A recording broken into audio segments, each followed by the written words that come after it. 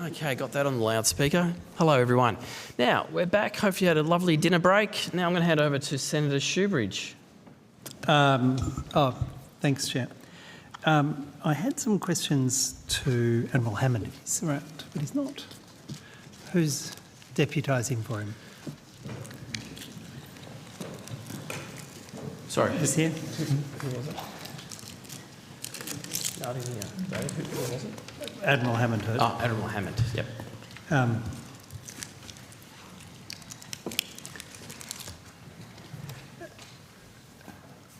Hammond, what was your involvement with the LOTE while you were Chief of Navy?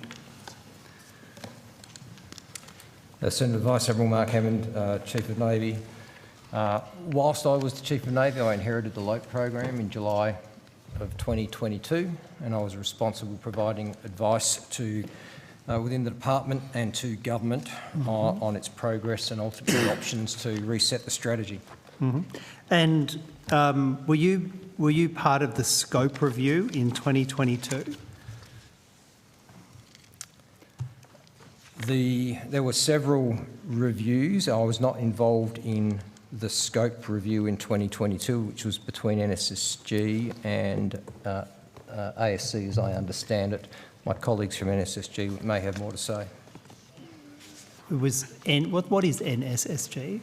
It's the Navy Shipbuilding and Sustainment Group that's responsible for... Beg your pardon? Navy Shipbuilding and Sustainment Group that's responsible for sustainment of maritime platforms. And you as Chief of... were you Chief of Navy while that 2022 review was being undertaken? In July of 2022. I'm not sure the time frame of that particular review. Mr Chandler, Mr Handley? What was the question again, Senator? Well, the Admiral's asking for clarification about the timeframe for the scope review of the LOTE in 2022. When Deputy was it? Secretary David Hanley for NSSG, Senator. Yes, that review was conducted in 2022, late 2022. Late 2022. What was, obviously, the NSSG would have had broad consultation across Navy to do the scope review of a project that size. You weren't just sitting in your own little, dark corridor down the end of Russell, were you? Senator John Chandler, First Assistant Secretary, Submarines, know that our scope review was done collaboratively between NSSG and ASC predominantly. There was some Navy involvement as well. What was the Navy involvement? It was from Navy Capability Branch. Submarine Capability Branch. Submarine Capability Branch. Admiral Hammond, who did Submarine Capability Branch report to? That reports to Head of Navy Capability, who reports to me. And I'm assuming on a project as important as LOTE, you would have looked at the 2022 scope review that was done while you were Chief of Navy. You would have looked at it. Yes, Senator. Let me just go back a little bit. In September 2022, 3 months after I was appointed, I went to Sweden to talk to Kockums about life type extension and sustainment activities on their class of submarines, which is the sister class to the Collins class.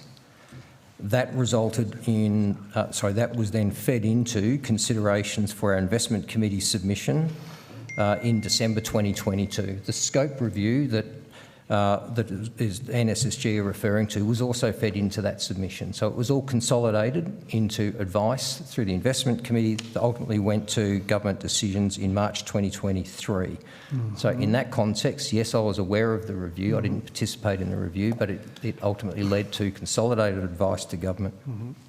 While you were in Scandinavia talking to Saab Kockums, did you ask them about their 2014 advice to Navy and to Defence, pointing out all the extreme risks with the life of type extension, and their written report saying that a program of that scope needed the same resources, the same risk management as an entirely new platform would require? Did you ask them about that? Senator, that was on my radar, as was the government direction to review the feasibility of inserting Tomahawk land attack missiles into the Collins class submarine during the sustainment activity. In that context, the scope and program of the life of type extension was already under review.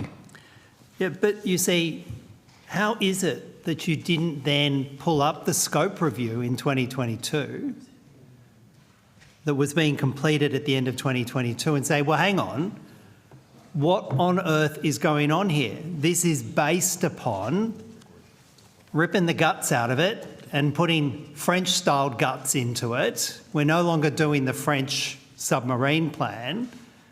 What on earth are you doing continuing down this high-risk pathway? Why didn't you ask that question in 2022? Senator, I when you were did. Chief? I did. We were already reviewing the program, noting in 2022 we had a program of record directed by government which we were executing. We were working with our capability partners in ASC who were working to deliver that program. We were aware of the risks. We were having conversations inside the department, including scope review, about the risks.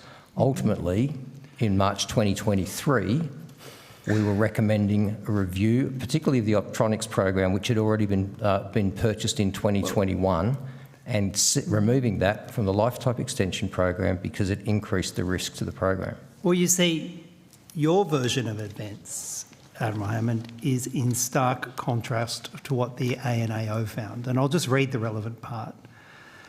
Although Defence undertook a LOTE project scope review in 2022, the review did not examine alternative delivery approaches or test whether continuing with major system replacement remained justified. Work to identify possible alternative approaches to deliver a life of type extension for the Collins-class submarines commenced in June 2024. However, Defence continued to progress major system replacement as the preferred approach until October 2025, when risks were unable to be reduced to an acceptable level. How is your version of events so at odds? Senator, I'll refer you to my estimates testimony, which is publicly available on Hansard, which I did bring to the attention of the ANAO. Well, I might refer you to your estimates, evidence,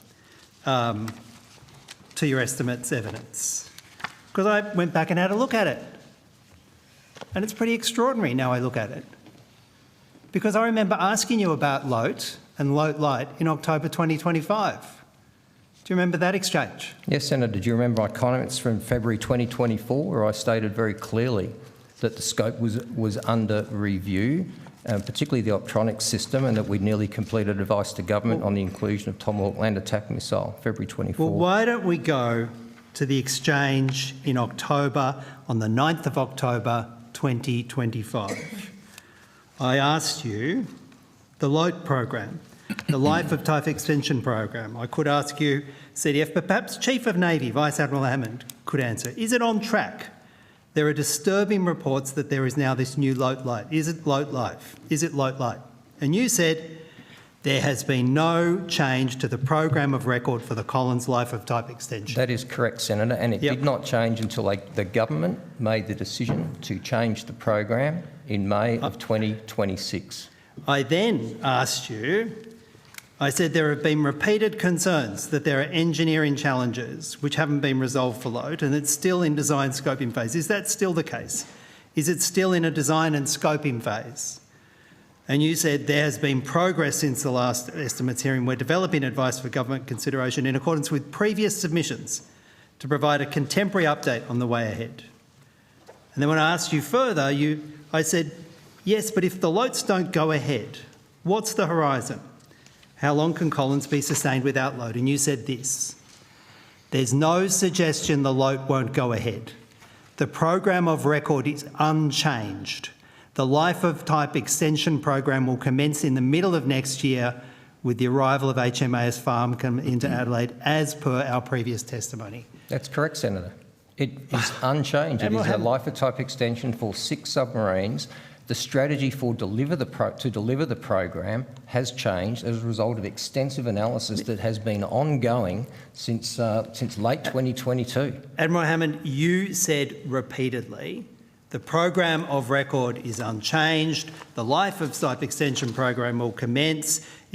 When I ask you if it's on track, you say there's no change to the program of record. Was that some sort of obscure language to try and hide the truth that No, you Senator. know, you knew You absolutely knew, or if you didn't, you were grossly negligent, that as of October 2025, this LOPE program was in a terrible, irremediable mess. And that's the evidence you gave this committee gave the exact opposite impression, didn't it? Senator, I reject that characterisation. Senator, my advice to this committee has been consistent. This program has been under review and we have litigated this. It is a matter of public record in the Hansard on a number of different occasions. Secretary Moriarty has also testified to the fact that this has been a subject of regular reports to government. I think his testimony in October 2024 is relevant.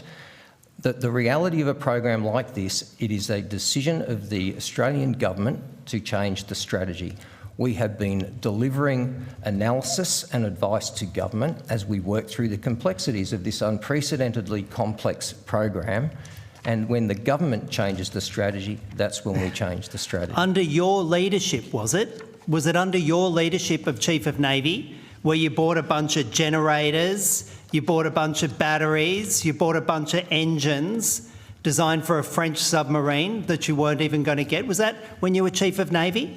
That the Australian public paid for a complete refit with a bunch of engines, generators and batteries that are now sitting in a shed because they don't fit in the Collins-class submarine? Was that when you were Chief of Navy? On track? Senator, Is that part of being on track? Senator, I inherited this program. We commenced the analysis. Did you buy them while you were Chief of Navy? Senator, the program of record which we were executing... Did the Australian public pay for a full set-out, a bunch of diesel generators, batteries, the whole works to fit in a French submarine that don't fit in a Collins-class submarine that are now sitting in a shed at unknown cost? Was that while you were Chief of Navy? Senator, the contract with ASC was to deliver the life of type extension. I didn't purchase Senator, let any the diesel witness engine. answer your question, Was please. that while you were Chief of Navy? Senator, just let the witness answer Why the can't you question. answer the question? Senator, I can answer the question. I inherited a program. Those purchases were made early in my tenure, consistent with the departmental obligation to deliver the government's program. The advice around the complexities, the technical risk burn down or lack thereof, the cost and schedule pressure came to light in 2023. We continue to work on advice to government to reduce the scope of the program, to reduce the technical risk, whilst ASC continued to deliver their responsibilities as the advisor, as the capability How much partner. did we pay? How much did the Australian public pay while you were Chief of Navy to buy a bunch of generators and batteries and other equipment that does not fit in the Collins-class Senator, submarine? just to be clear, how much did Senator, the Australian public pay? All right, Senator and Vice Admiral, just hang on a minute. Minister? I was probably going to make the same point you are, Chair, which is that Senator Shoebridge is perfectly entitled to ask questions. It would be courteous to listen to the answers that are being provided by Admiral Hammond. Yeah, and I've been trying to be flexible Sorry, about how much? I appreciate there's a bit of to and fro, but can we just get back to asking the questions and we'll get an answer and then we'll go backwards and forwards. Sorry, Admiral. How much have we paid? Senator Shoebridge, Admiral Sorry, Johnson, Chair, I was just going to say, add. if Senator Shoebridge is interested in what were the purpose of the electric motors, the generators were, the officials can explain to you the purpose of that acquisition, what has been done with that equipment. Your characterisation that it does not fit into the Collins is not accurate. We could illuminate some of the facts around that purpose and what that opportunity continues to provide with that equipment. Can we get an answer? Hang on, Senator, I think Before the you try and go Secretary- down another path, it was perhaps one of the most simple questions in budget estimates. How much? Okay, and I think the Secretary is about to add something too. Secretary. So I Just wanted a figure. I just wanted to clarify the responsibilities of the LOPE program and how it is distributed within the department. And so the Navy provides advice on what they need in terms of the acquisition decisions of equipment, etc. That is undertaken by the department. And so it's the expertise within the Navy, the expertise within the sustainment group. And so when you're asking Vice Admiral Hammond about how much did he decide. The technical decision makers in terms of purchasing equipment is not the Navy. Oh, but Ms Quinn, I didn't ask how much did he decide. I understand somebody else worked out the price. I just want to know how much did the Australian public pay for a bunch of generators and a bunch of engines that fit in a French sub that we decided not to buy half a decade ago? How much did we pay? All right, that'll be the last question. I'll rotate the call. Senator, so the cost of the propulsion system is approximately $180 million. The cost of the diesel generators is approximately $70 million. These procurements are happening through the contract with ASC that is valued at just over $800 million, and of that, roughly half of the cost of that contract is for long lead equipment and the other half is for ASC design services. Importantly, and as the CDF has said, the equipment that has been procured through the LOTE program, the detailed design review is complete and it can be accommodated within the Collins class, and that provides very important options that strengthen the path forward for life extension. And then the batteries that you are mentioning, they are not part of the LOTE projects. The main batteries are procured through regular sustainment of the Collins class and will be for the remainder of the life of the Collins class. Mr Chairman, that was helpful, but is that, And I'm going to be I appreciate, is that rotating the call. $250 million part of the Senator $693 million contract that $693 million ASC's been paid so far? And I'll be rotating the call after Yes. this. Okay, right. thank you. All right. Whilst we're on the Collins class, now, this isn't the first time, as I understand it, plan for the LOTE was announced for the Collins class. In fact, the last time this was announced was back in 2021 as part of the AUKUS announcement. Is that correct?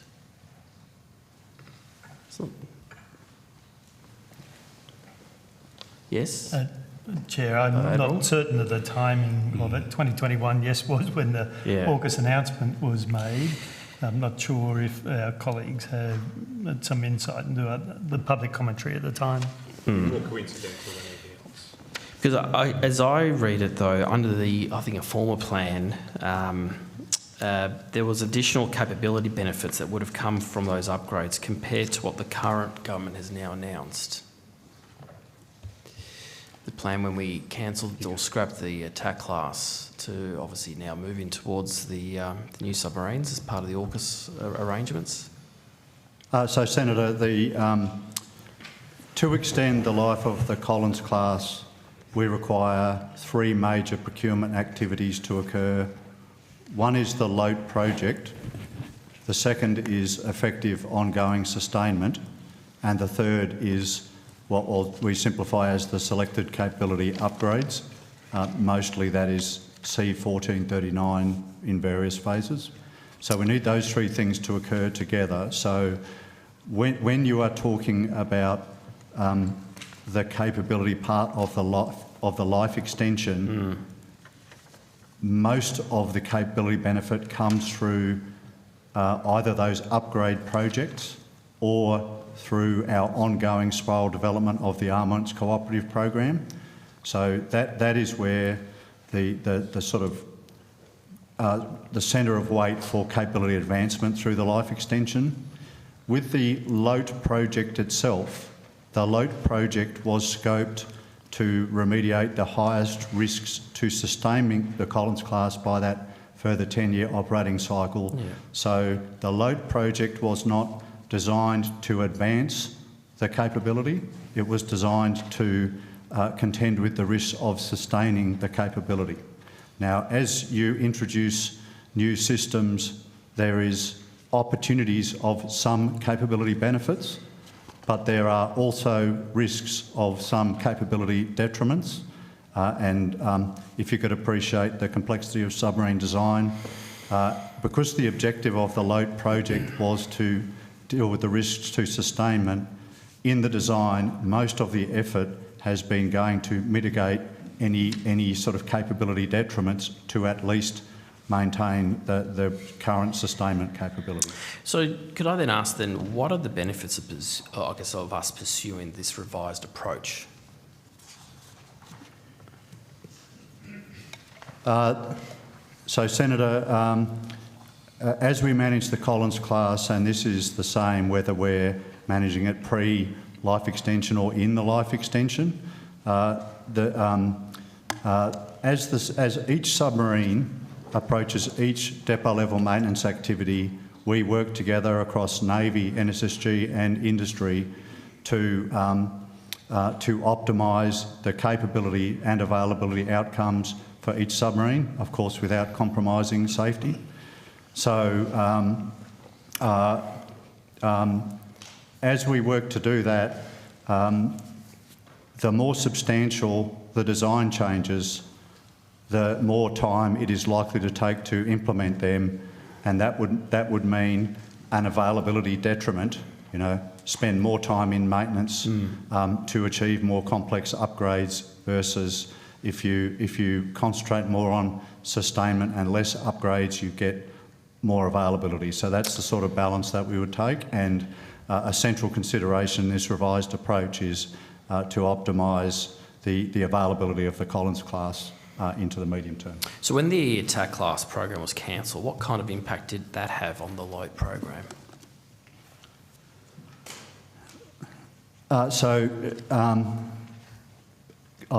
In terms of the LOIT project, and this is in line with the ANAO report, there were technology synergies with the attack program. They were stronger in some areas, like the optronics capability that was briefly pursued, but still similar technologies in other areas like propulsion. So those synergies were lost, but beyond those synergies, and that's a point that's made with the ANAO, there was an industrial confidence consequence of the attack program cancellation, and that was a significant consideration, particularly in the early management of Collins following the attack cancellation, and remains a consideration to this day. Another consequence of the attack cancellation for a while, managing from the Collins part of the program, was that attack was cancelled and replaced by a nuclear-powered submarine pathway that was not announced until early 2023. So in that 2022 period, when we were doing the risk assessment that Senator Shoebridge called out, and the risk assessment terms of reference did include consideration of the change of context. Yes, the change of context included the loss of synergies, but it also included the industrial confidence aspect, and it also included that we weren't sure at that time what the nuclear pathway would bring. So we were very focused on continuity of the Collins capability, and where we had risks with mitigations, we did not go out of our way to question those, because we were more interested in focusing on mitigating other risks to continuity of the Collins capability. So there is, I guess, lower risk then when it comes to the new approach that was announced by the Deputy Prime Minister? Yes. So yes, Senator. With the passage of time, the design for the LOIT upgrades has matured, and we now have a good understanding of the intrusive nature of those upgrades and the time that will take to implement them.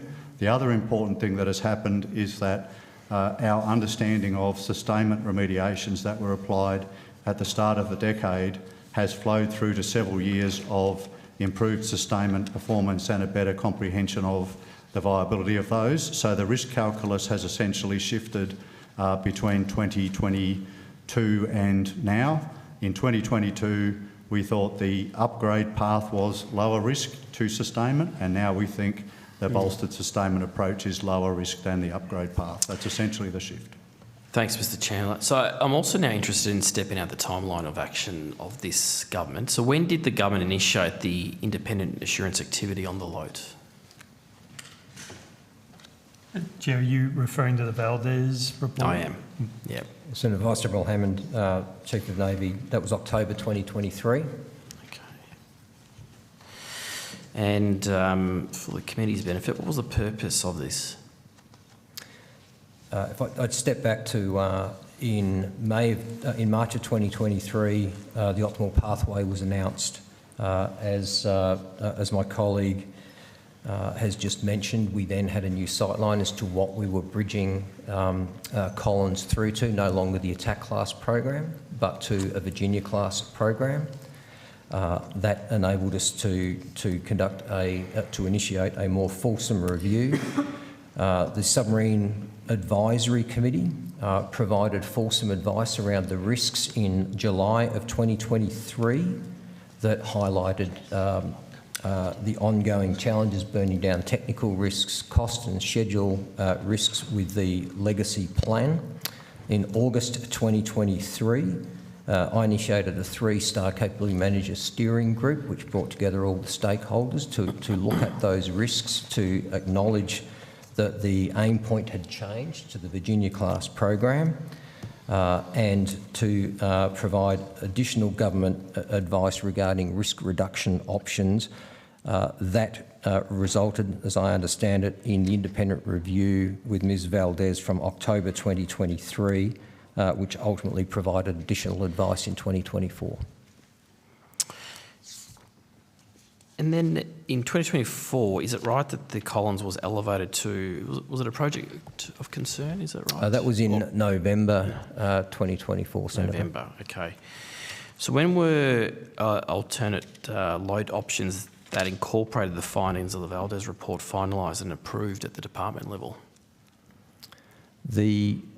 There were 2 elements to this. I met with Ms Valdez in October 2023. We discussed her shared concerns, particularly around some of the obsolescence assumptions that went into the original program, which we referred to in the 2014 time frame. Some of those assumptions which spoke to obsolescence concerns for the head and motor diesels, main motor, propulsion switchboard, etc., were no longer proving to be valid more than 10 years later, which illuminated a possibility of bolstering sustainment rather than doing the heavy engineering redesign. Ultimately, there was 2 tranches of advice. The first one was in May 2024, where we provided advice to government about no longer pursuing the optronics installation and cancelling all further orders.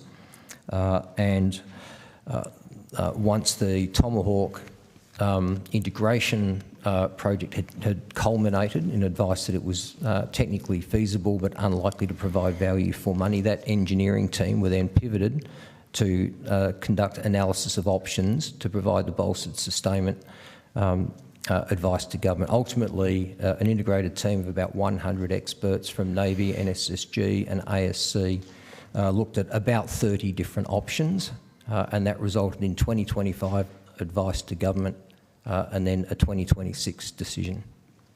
So these options were presented to government this year, or? The advice to government, and I'll quote Secretary Moriarty's testimony in October 2024, there's been a constant level of engagement and advice to government throughout, but the decision by the Australian government to change the implementation strategy for life of type extension was not made until May this year and announced on the 19th of May. So what work was done between presenting, I guess, those options being considered at the department level and then being presented to government? Okay, I'll refer back to Navy Shipbuilding Sustainment. Most of that work occurred between NSSG and ASC. Okay. Mr. Chandler, if you're the right person. Sure, Senator. And starting out with that large number of options, clearly there was work done to narrow down to the more feasible options. Of the 4 more feasible options that were developed, and further work was done to better refine those. There was a particular focus and effort on exploring aspects of bolstered sustainment to ensure that that was viable. There was effort, particularly through ASC, to come up with cost estimates to support the various options, and that work occurred as the Chief of Navy said, with ongoing advice to government, so that we checked with government the direction that we were heading and the options we were focusing on, and setting aside as we settled on the approach that we have in May of this year. All right, and look, just one last question.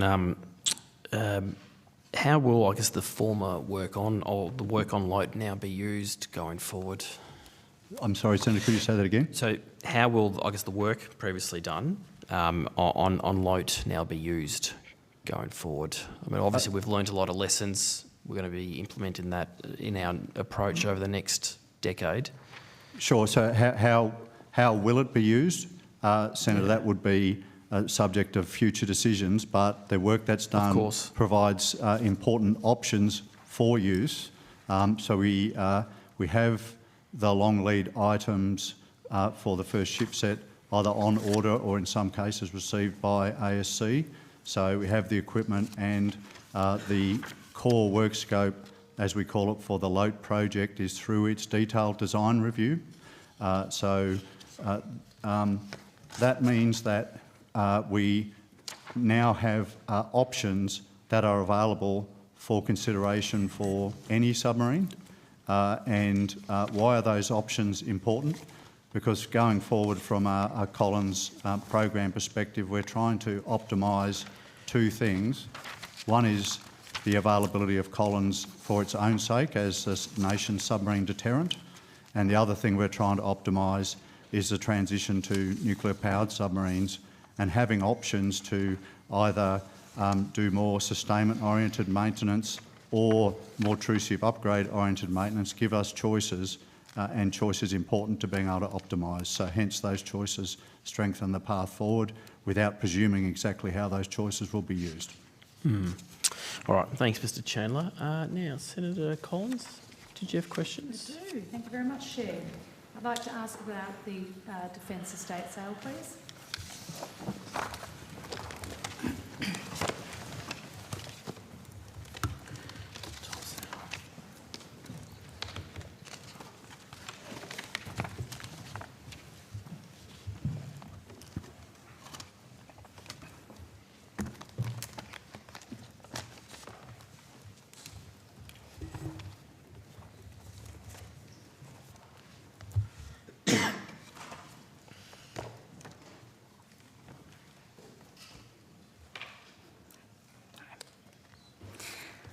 Thank you very much. Ms Perkins, on the 6th of February in 2026, when referring to Victoria Barracks in Sydney, Minister Miles referred to the projected costs for operating Victoria Barracks. I just wanted to confirm that over the next 10 years, Defence would be spending another $200 million on Victoria Barracks, Sydney. Is that correct?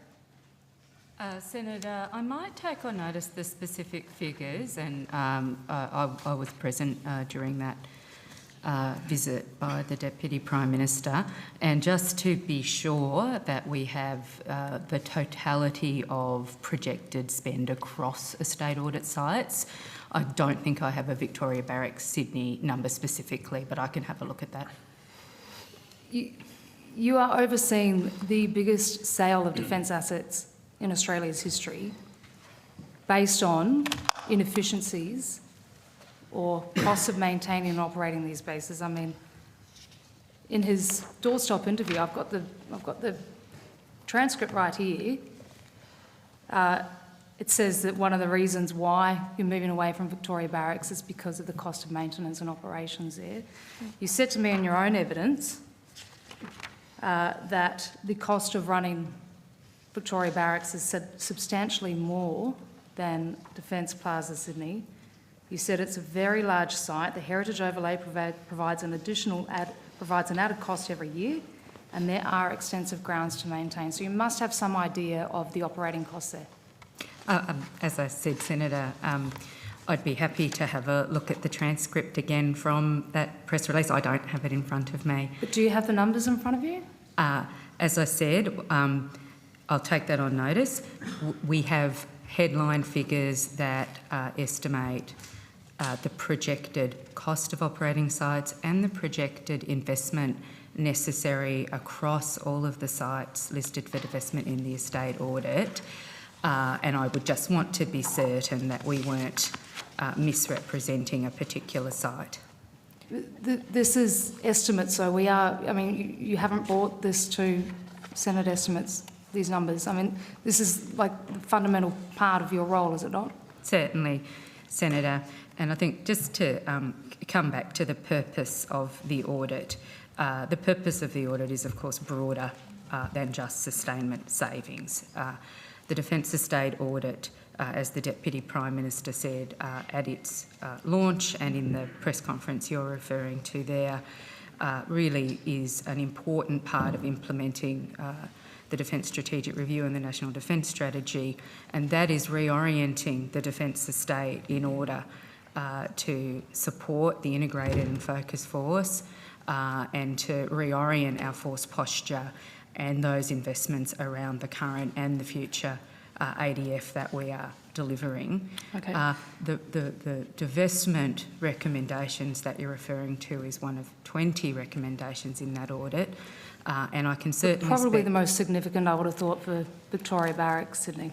I can certainly speak, Senator, to the projected outcomes of sale costs and to the projected sustainment savings that we have worked through with government, and I'd be happy to turn to those. Okay, can I just ask you on that, what's the projected outcome of the sale cost of Victoria Barracks, Sydney? So, Senator, as we have canvassed in this and other hearings, while we have undertaken and verified some of the market valuations developed by the independent audit, we are treating those while we work through the divestment process as commercial in confidence.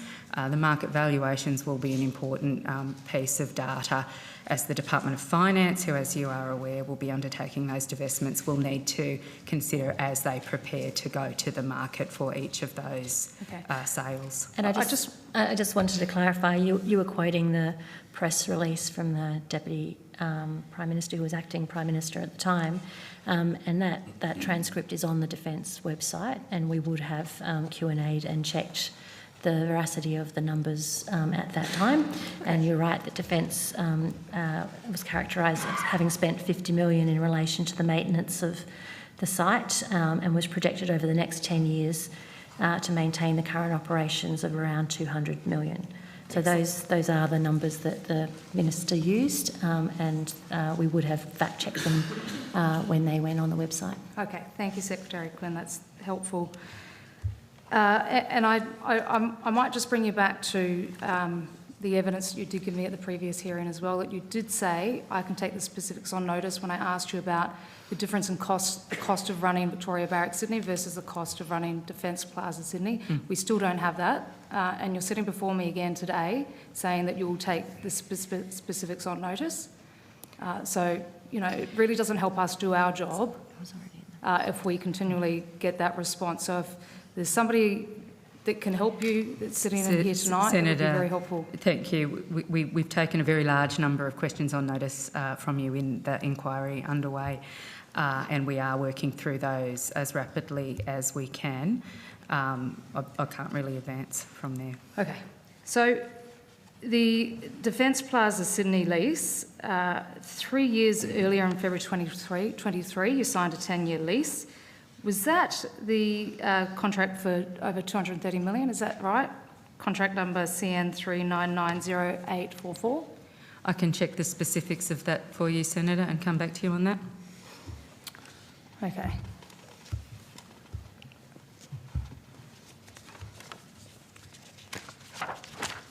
I might just come back to that in a moment, but if anybody has any idea about the ballpark of the lease for Defence Plaza Sydney, can anybody check that now?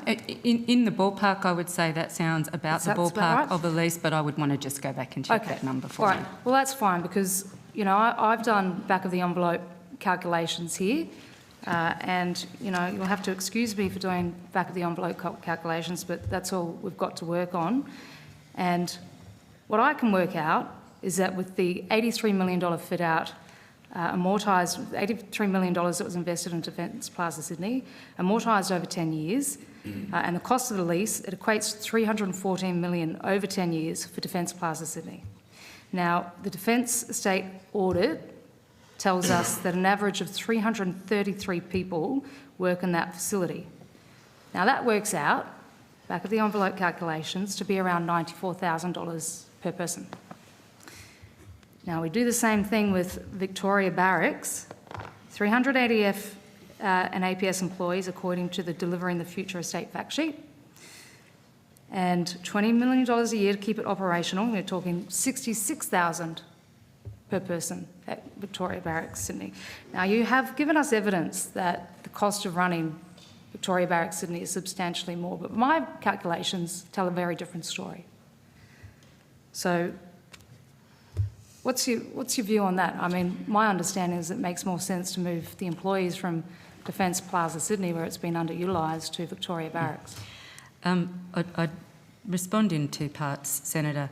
The first is, as the independent audit review points out, Defence Plaza Sydney, the new location, was completed during the COVID period. It is substantially under occupancy at the moment, and there is much greater capacity. So we are hoping to drive through this process and in the broader goals of optimising the Defence Estate and how we are postured a much greater occupancy in that building, which would reduce the per person cost, as you've referred to it.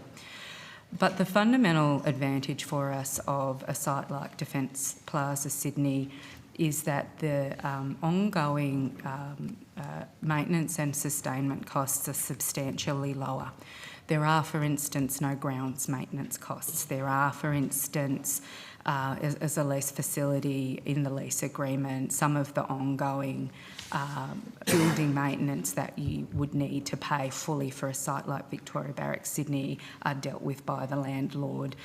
There are typically in leases of that nature a range of services that the landlord provides for us, where on a wholly owned Defence site the day-to-day sustainment costs would fall to Defence.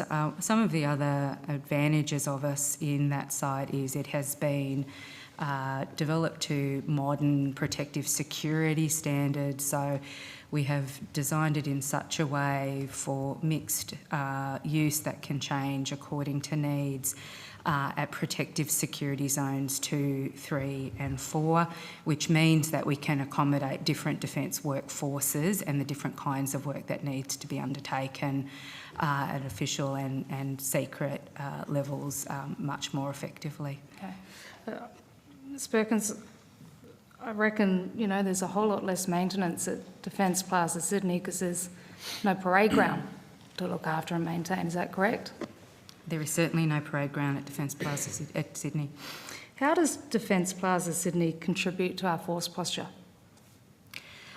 Senator, we have large workforces in each capital city, and it has been a long-standing practice to maintain a site for largely office-based work across elements of Defence. We've had a Defence Plaza Sydney for decades. And the benefit of these facilities, we have another similar facility in Melbourne. We've created a number of similar facilities in southwest WA to support the shipbuilding community, and similarly in Adelaide, is that we can have a flexible approach to the defence workforce as it changes over time in secure facilities as the place morphs. A lot of the work undertaken in these places happens on defence protected and defence secret networks that are common across our workforce, so we can cater to larger volumes of defence staff in the capital cities, depending on which part of defence they work for. Okay, so can I just confirm that we don't pay rent at Victoria Barracks Sydney? That's correct. But there is an opportunity cost for having that facility. So what's the opportunity cost? Well, the alternative use of that land, or the possibility but for who? of releasing that land and being able to increase the resilience and capability of other parts of the defence estate. So the review was around optimising the defence estate for the ability to protect Australia, and that involves looking at the actual cost and the opportunity cost of the defence estate. And I'll just note that Defence has around 80 leases for domestic office accommodation across the portfolio, and we would look at leases, but when you're looking at the ownership of assets, you also have to look at the opportunity cost of what you could do instead of continuing in the ownership. Okay. You want to talk about opportunity costs. Lieutenant General Gillespie, former Chief of Army, is very concerned, and he's gone on the record about this, very, very concerned about the loss of these important metropolitan sites, including Victoria Barracks, Sydney. Now, that's an important base for many reasons, including that they can conduct counter-terrorism operations there in a metropolitan site. Now, tell me, can you do that from Defence Plaza, Sydney? Senator Collins, Admiral Johnson, that's perhaps the best question directed to me. And you'll appreciate that perhaps I won't go into too much detail about what our counter-terrorism posture options are in Sydney. We, of course, have a number of defence sites inside Sydney, Randwick Barracks, not far away, with being another example. And in our counter-terrorism posture, we are accomplished at using non-defence sites where they're appropriate, depending on where the nature of the incident is. So I can answer you that I am confident that we have the facilities that we need to be able to provide a counter-terrorism response in Sydney in the absence of Victoria Barracks, if that was required. Okay. Thank you, Admiral. Appreciate that. All right, well, let's just step it back a little bit. Why is the biggest landholder in the Commonwealth spending $250 million on an asset we don't own? When we have assets that we own, why are we spending it on assets that we don't own? Senator Collins, as you rightly point out, we are the largest landholder in the Commonwealth, and we manage 3.8 million hectares. And I think, as the Secretary's already pointed out, we make these decisions based on the most appropriate spend of investment.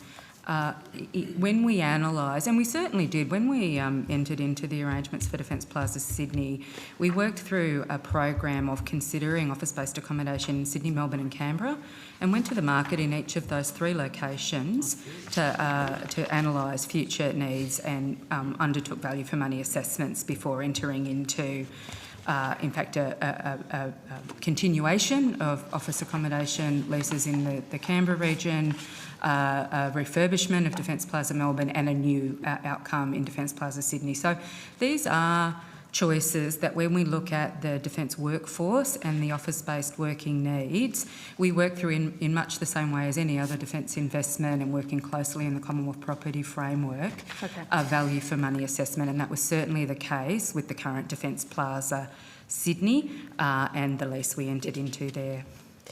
All right, thank you. We will move on to the next topic, and quickly, 5 minutes on that. Sure. Thank you very much, Chair.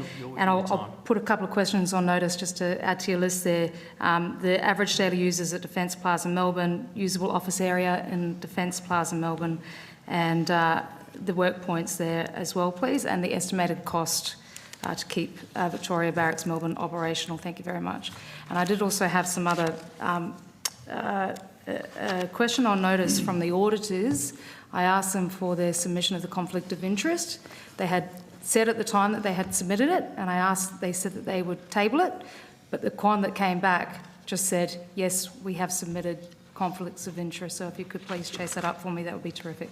Just want to ask about RAF Base Glenbrook. At the last hearing, I asked you about the skiff that was installed there. You took my question about the cost of the skiff on notice and you sent me 3 contracts, so I'm just trying to piece all of these together. The first contract note was on the 15th of February for $135,624. You did mention that the skiff had been planned for some time. I'm just wondering, pardon me, the initial amount was $143,000 and then it was upwardly revised 4 months later to $135,000. What was that initial contract for and why was it upwardly revised? Senator, I'll just have to find that answer that I sent Do you to have the question on notice number by any chance? Well, I've got the contract number. Contract note was CN 384985.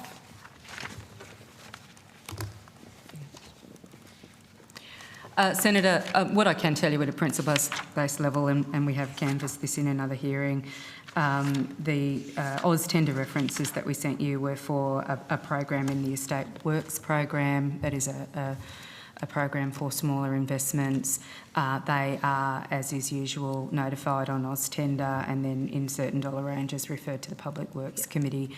I will seek to find that specific one. As I said, I think we've taken close to 100 questions on notice from your other inquiry and have a look at that. It is not unusual in work of that nature when you go to the market and first of all, solicit for work on Oz tender and then enter into contracts to have variations, and we notify those variations to the Public Works Committee.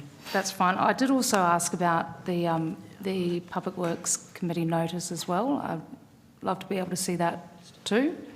I don't understand why it hasn't been.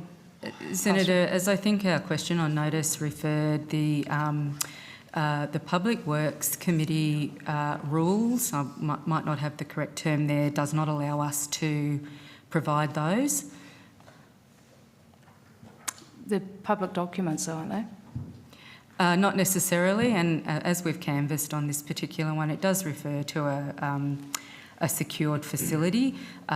We do, in various ways, provide to the Public Works Committee a level of detail, but as I said, we were referring to their rules of how we provide information to them, so I would need to refer back to them. Yeah, was a whole of life cost analysis prepared for that?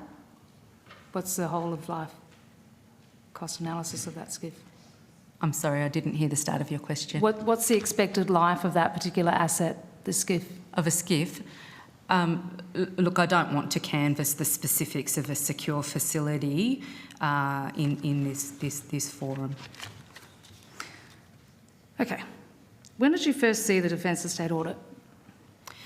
Senator, the independent review concluded and delivered their report to the Deputy Prime Minister, the Minister for Defence, on or about the 23rd of December 2023. I also received, as did the then Secretary and CDF, a copy on that day. So I first received a copy on the I'm going to think it's the 23rd of December. I know that because my copy came wrapped from the Secretariat in Christmas paper. Okay. Was that the unedited version, or was that the? That was the version delivered to the Deputy Prime Minister. So that was a classified version. Yes. Okay. On the 4th of May, you gave evidence that an estate transformation division was established in early 24. Does the estate transformation division sit within the Security and Estate Group? Yes, it does. Okay. On the 10th of May, 2 contracts commenced with Brookfield Johnson Controls, one for 3.4 million, the other for 4.3 million. Both of these contracts were related to the SCIF at Glenbrook. Do you know why they were split into 2 contracts? No, as I've said before, Senator, we can go back and check those details. I would clarify there are 4 divisions in my group. The Estate Works program that would have undertaken that approach to market and those Oz tender notifications would be a different part of my group. Okay. Look, I'm going to condense this a little bit, but the contracts show that the project was $3 million over budget in just a year. Do you know why that was the case? I'd have to take that on notice. Had you read the Defence Estate Audit Report before you approved the SCIF? So, as I described earlier, the project you're referring to at RAF Base Glenbrook is part of our Estate Works program. The Estate Works program, it's a very large program. It would typically have more than 1,000 projects in development and delivery within it. as I said, it's managed by a different part of my organisation. Do they report to you? Yes, they do. Typically, the development of a program through its approvals before the point where we move forward to tender could take in the order of 18 months to 2 to 5 years. In that program, as I said, is very large. And on a number of occasions a year, as suites of projects come forward for notification either on AusTender as a forward work program. It's a minors program, so it's a program with some flexibility. I certainly review those. You will appreciate this project, as I believe, and I will confirm this, had its genesis before the Defence Estate audit landed. And as you are also aware, the government asked us to do additional analysis, considered the estate audit in 2024 and committed to its implementation in 2025. So what I would say about the Estate Works program and that particular project is they were developed substantially before the government made decisions about the implementation of the estate audit. I have been matching up the contracts that you sent me in relation to the SCIF and the timeline that we understand in relation to the audit report.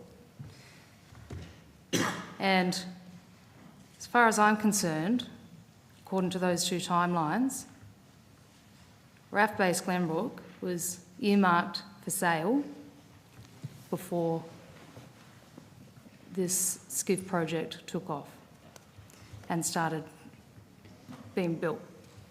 And you're overseeing both of these, and I'm trying to understand. An $11 million SCIF, can we confirm that that might be the ballpark from the 3 contracts that you sent me? $11 million SCIF that you're overseeing at the same time as saying this site is going to be sold. So why did you proceed with the $11 million SCIF when you knew that RAF Base Glenbrook was going to be sold? Senator, importantly, I did not know that. An independent review was delivered to the Minister for Defence. The government considered and made decisions sometime after that. But more importantly, RAF Base Glenbrook at that time was and remains an important operating facility, and the workforce on that site have a requirement for facilities. And I think the difficult balance always in managing the estate is the facilities to support the people where they're working. I'm going to have to interrupt because I'm going to get moved off here, but I'm just going to move it back. The transformation division for this audit was set up in early 2024. We just established that. Now, these 2 contracts, 3.4 million and 4.3 million, were on the 10th of May 2025. Now, there is a significant amount of time between those 2 things. So you would have to have known that these 2 things were happening. Now, if you're sitting here and telling us that you're going to sell off all these parade grounds and mess halls and the heart and soul of the Army, Navy and Air Force for financial efficiencies, and yet you go and spend $11 million on a SCIF in a place where you would have said to the Parliamentary Works Committee that this is strategic enough to have an $11 million building put into it, and yet you knew that it was being sold off. So Senator, I just wanted to you've made an assertion that the purpose of the Defence State Audit and subsequent policy action is to reduce cost. That is one element. The predominant purpose of the estate audit is to ensure that we're using the facilities to their best capability, taking into account the opportunity cost and looking for opportunities to strengthen Australia's national defence, including strengthening properties and availability to the north of Australia to reflect the national strategy, defence strategy. The defence, we've also taken in evidence that the defence estate is one of the largest in the country.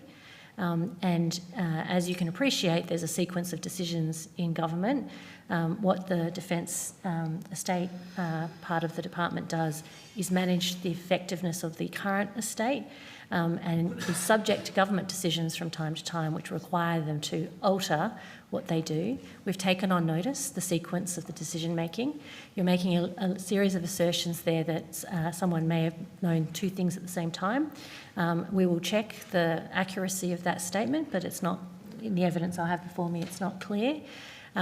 Even in the instance where something has, a decision has been taken, there's a need for the operationalisation in the meantime, if that's continuing to be used.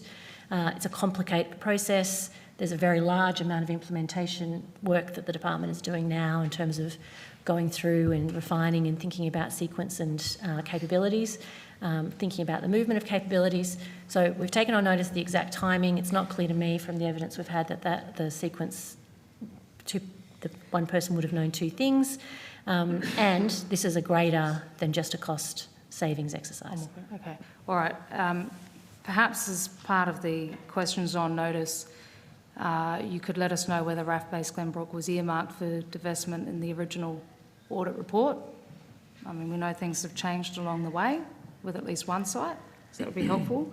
And how many other sites to be sold off have had major upgrades in the last 5 years? That would be very helpful. Thank you very much.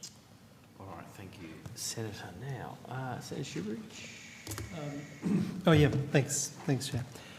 Just before you go, Ms Perkins, I think you said you'd give some figures to my Senator colleague, Senator Collins, about certain upkeeps, but I recall while we were at Victoria Barracks in Melbourne, you gave the annual upkeep cost for Victoria Barracks in Melbourne as about $900,000 per annum. Yes, and I just would like to say we were wandering through the convivial environments of Victoria Barracks, Melbourne. I think I conflated the projected future investment required, and there's an important point here, thank you, Senator, which is the way that we break out sustainment costs for site, sustainment costs for people on a site, and plan future investment. And as I was discussing with Senator Collins earlier, we can speak to those at a whole of a state audit set of costs, or we can speak to them in terms of the global annual spend. But I suspect the number that I had with me as we were wandering around wasn't quite the right number. Sorry, so is it more or less than $900,000? I just think it's a different measure. I think it was referring to, as I was just describing to Senator Collins, we have a program, the Estate Works program. It's a minor works program, as we've rehearsed here, regularly advertised on Ostender, and we plan ahead for sites for a Estate Works program. My question was it more or less? And we're getting a very long answer, Ms Perkins, and whilst we have a fair amount of time, we don't have an indefinite amount of time. So if it's not $900,000, as you said, to maintain Victoria Barracks for a year in Melbourne, can you please, if you haven't got the figure now, can you please provide on notice what the cost is to maintain the physical site, not the people, the physical site of Victoria Barracks in Melbourne? Can you provide the same figure for Victoria Barracks in Sydney? We'll take that on notice. Can you provide the same figure for HMAS Penguin in Sydney? And can you provide the same figure for Lancer Barracks in Parramatta?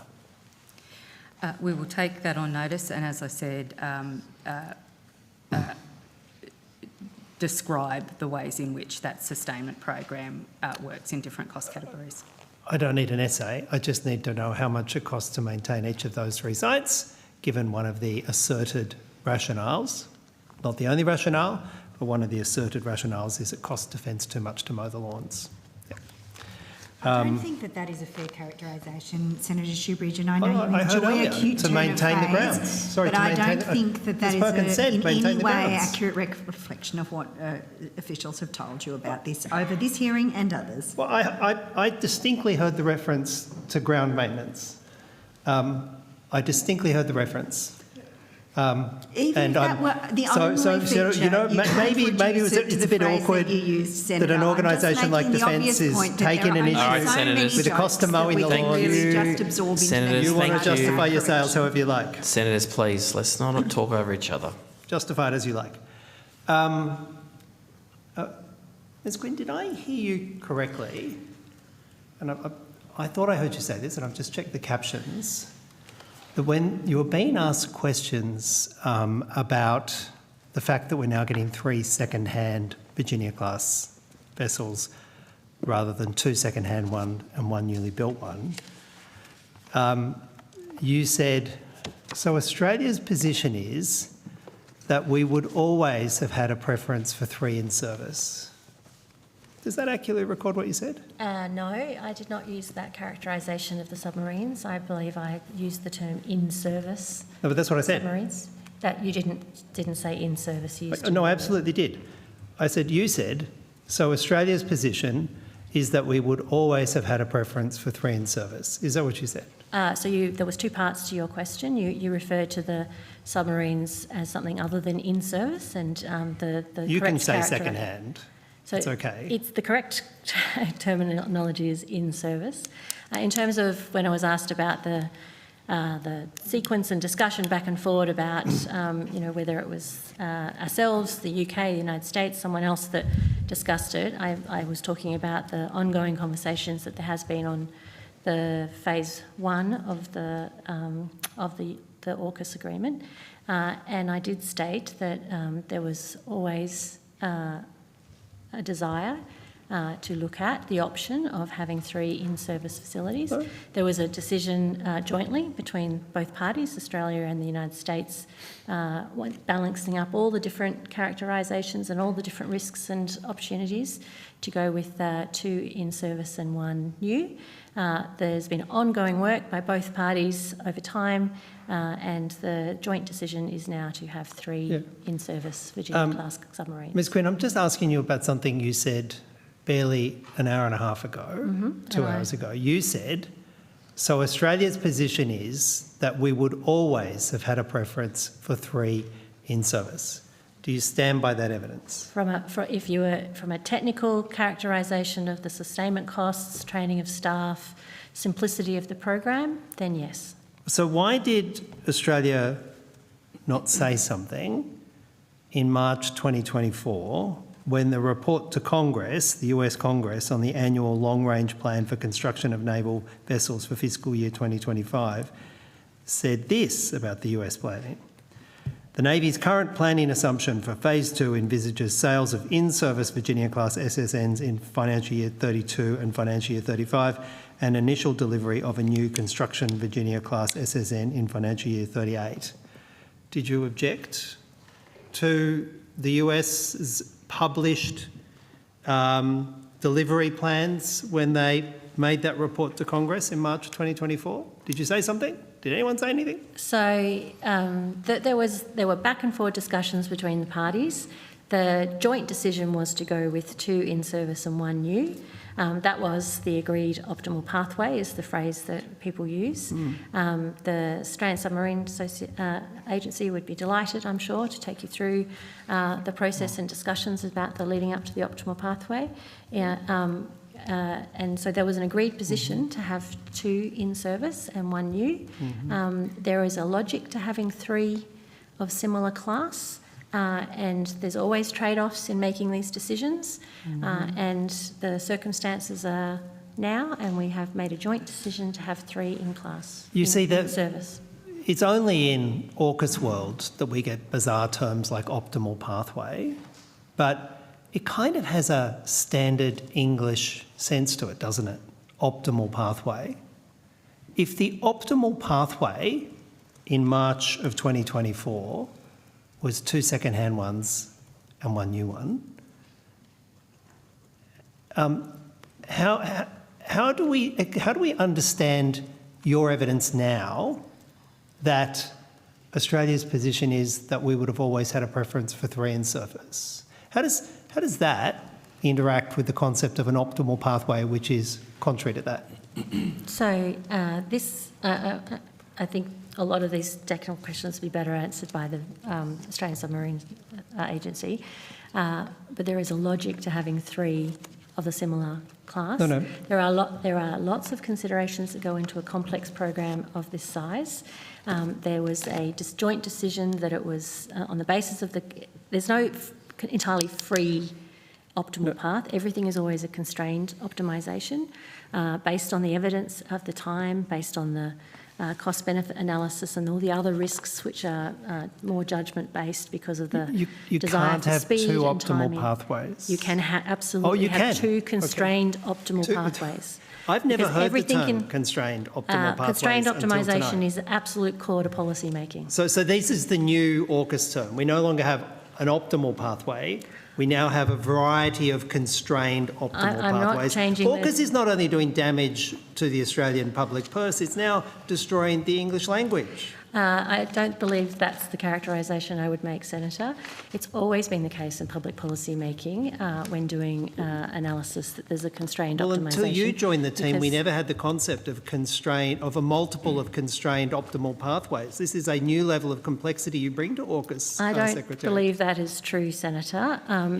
There are constraints in life of time, money, capability, risk, and every time there's a decision about the costs and benefits of path forward and policy, there is a optimisation process that can be based on hard evidence, it can be based on judgments and calculations of decision makers. It is always in a constrained environment. I'm a trained economist, and that concept of constrained optimisation is absolutely core to the discipline. Admiral Johnson, why is the 2nd of June 2026 the first time we've heard about the fact that there are multiple constrained optimal pathways for AUKUS? Why has it always, until the 2nd of June, been an optimal pathway? Has this always been on the cards? Have you been discussing multiple constrained optimal pathways? I'd just like to be clear that you have misconstrued my evidence, Senator. I would like to be very clear that the government made a decision about optimal pathway. It was announced back in 2023. Since then, there has been new information, further discussions with both the Australian and the US kind of agent, and there has been a further update to information, and the government has made a decision that has adapted and has responded to the circumstances. It is clear from the evidence before it and the process we've gone through that this simplifies the delivery of capability for Australian submarines, which is at the bedrock of our national defence strategy to defend the nation. We will come to whether or not Australia would be capable of maintaining different types of Virginia-class submarines, consistent with what on earth we're spending $8 billion to build such a facility for the US in HMAS Sterling is. We can come to that later. But for now, I'm a bit confused because your evidence about multiple constrained optimal pathways, you seem to be suggesting in your earlier evidence that was always Australia's preference to have 3 second-hand ones. And you try and justify that by talking about multiple constrained optimal pathways. Was Australia... Just to be clear, I did not Let me just finish the question. Did Australia say to the US, when they did the report to Congress and the US Congress adopted their shipbuilding program, did Australia say, actually this is not our optimal pathway?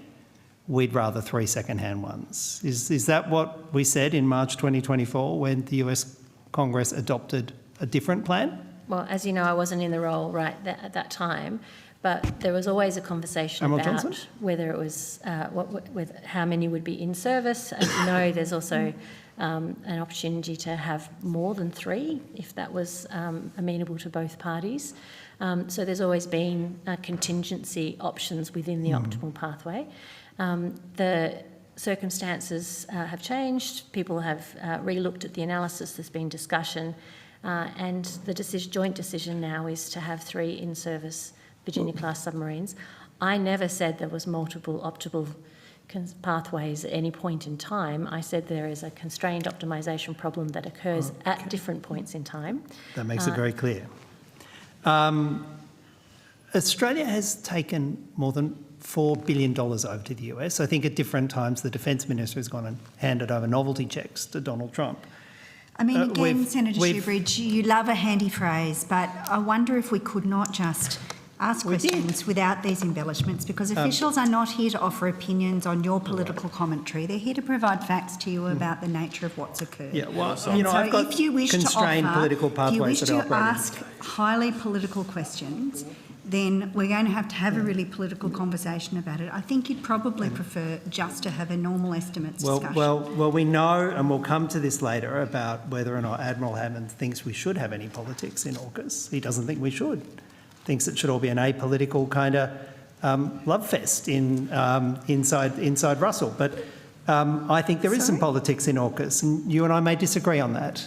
I think there's a lot of politics, and part of the politics is giving $4 billion to the US government for what is described as industrial uplift, so they can increase the number of new Virginia-class submarines they're producing. Admiral Johnson, do you remember discussions about the huge amount of money that Australia is giving to the US for industrial uplift to build new Virginia-class submarines? So, Senator, these are questions best placed to the Australian Submarine Agency. You're talking about the sovereign industrial base uplift that was part of the Australian payment, and I'd encourage you to ask your questions to that agency. Now, you see, Secretary Quinn, the Australian public might have been under the misapprehension that if we're giving the US $4 billion so that they can produce, hopefully, more new Virginia-class submarines, that we might get a new Virginia-class submarine. What do you think the Australian public makes of us putting $4 billion into the US industrial base to produce more new Virginia-class submarines, and we get the equivalent of a second-hand Corolla out of them? What do you think the Australian public makes of that? I mean, again, Senator Shoebridge, you're asking effectively... Sorry, an in-service Virginia. You're asking the official to engage with a highly partisan approach to Well, defining Minister, you your answer the question. What do you think the Australian public would take of your government giving $4 billion to the US so they can make, hopefully, it hasn't worked out yet, more new Virginia-class submarines, and then in return we get some, 15-year-old renovated ones? What do you think the Australian public makes of that deal? Senator, I think the Australian public expects the Australian government to make investments in defence that are commensurate with the deteriorating strategic circumstances that have been described in this committee over many, many sessions in which you have participated. It is our strong view that the AUKUS project, which involves an incredibly high level of collaboration across the three AUKUS partners, is critical to our national security, and it's why we've backed it so hard. It is complex, Senator, to lift the industrial capability in each of our three countries, sufficient to meet the strategic objectives and the capability requirements that we've defined under this program. We're happy to defend that because we think it is an essential part of our national security objectives. It's why we're making the investments that we are. You, I understand, in fact, don't support this, like you don't support so many of the investments that we are making in defence. It's not clear to me what the Greens actually think should happen in terms of the defence of the country, or whether you indeed support having a defence force. So we're on a very different page about what is required for the defence of the country, Senator. All right. Now, We I'll certainly come back to you are. later on, We Senator certainly are. Shoebridge. Now, Senator Patterson, hello. Thank you, Chair. Excuse me. Thank you, Chair. I was wondering if Admiral Hammond could come forward for this bracket.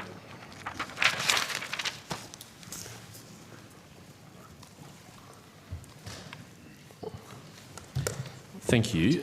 Admiral, am I right in recalling that you were with the Prime Minister in San Diego in March 2023 for the announcement of the optimal pathway?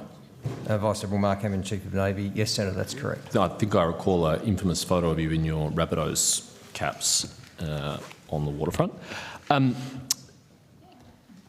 Has it always been your view that it would have been preferable to have 3 in-service Virginia-class submarines? Senator, the announcement in March of 2023 specifically stated that Australia would buy 3 Virginia-class submarines. It was not more prescriptive than that at that time. The makeup of those three has been subject of discussion between the ASA, in particular who are responsible for delivery of the Virginia program, and the United States.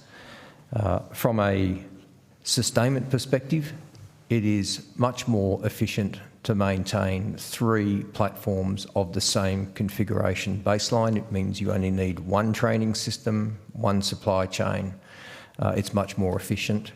A mix of different blocks would require additional spare parts and additional training system. So in that context, as a capability manager, and looking at my successors' inheritance, will already be sustaining Collins-class submarines and Virginia submarines over the next 6 years. Simplification is our friend. When was it that it was first made public that it was our plan to acquire 2 in service and 1 new Virginia-class submarine? Senator, I would refer that question to the ASA. Right. When did it become your view that you've just expressed very strongly that it would have been more optimal to have 3 in-service submarines? Senator, from a capability manager's perspective, simplification is my friend. So 3 of the same platform is a better outcome than a mix of problems. But when did you come to that view? Recently, or have you always held that view?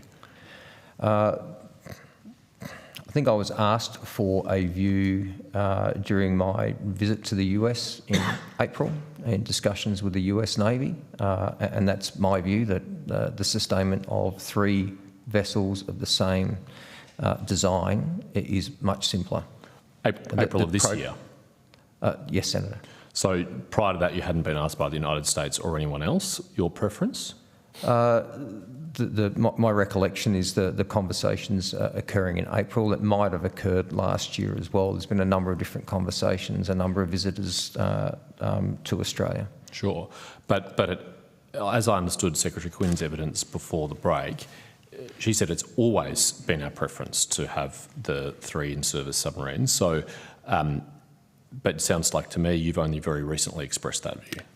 Senator, I don't hold decision rights on this. When I've been asked for a view, I've expressed a view, but I don't. As the Chief of Navy, I'm not responsible for Virginia acquisition. That is the responsibility of the ASA. I have not been involved in direct negotiations around this program. Again, that's the remit of the ASA. Admiral, you were at the announcement with the Prime Minister of That's the correct. optimal pathway.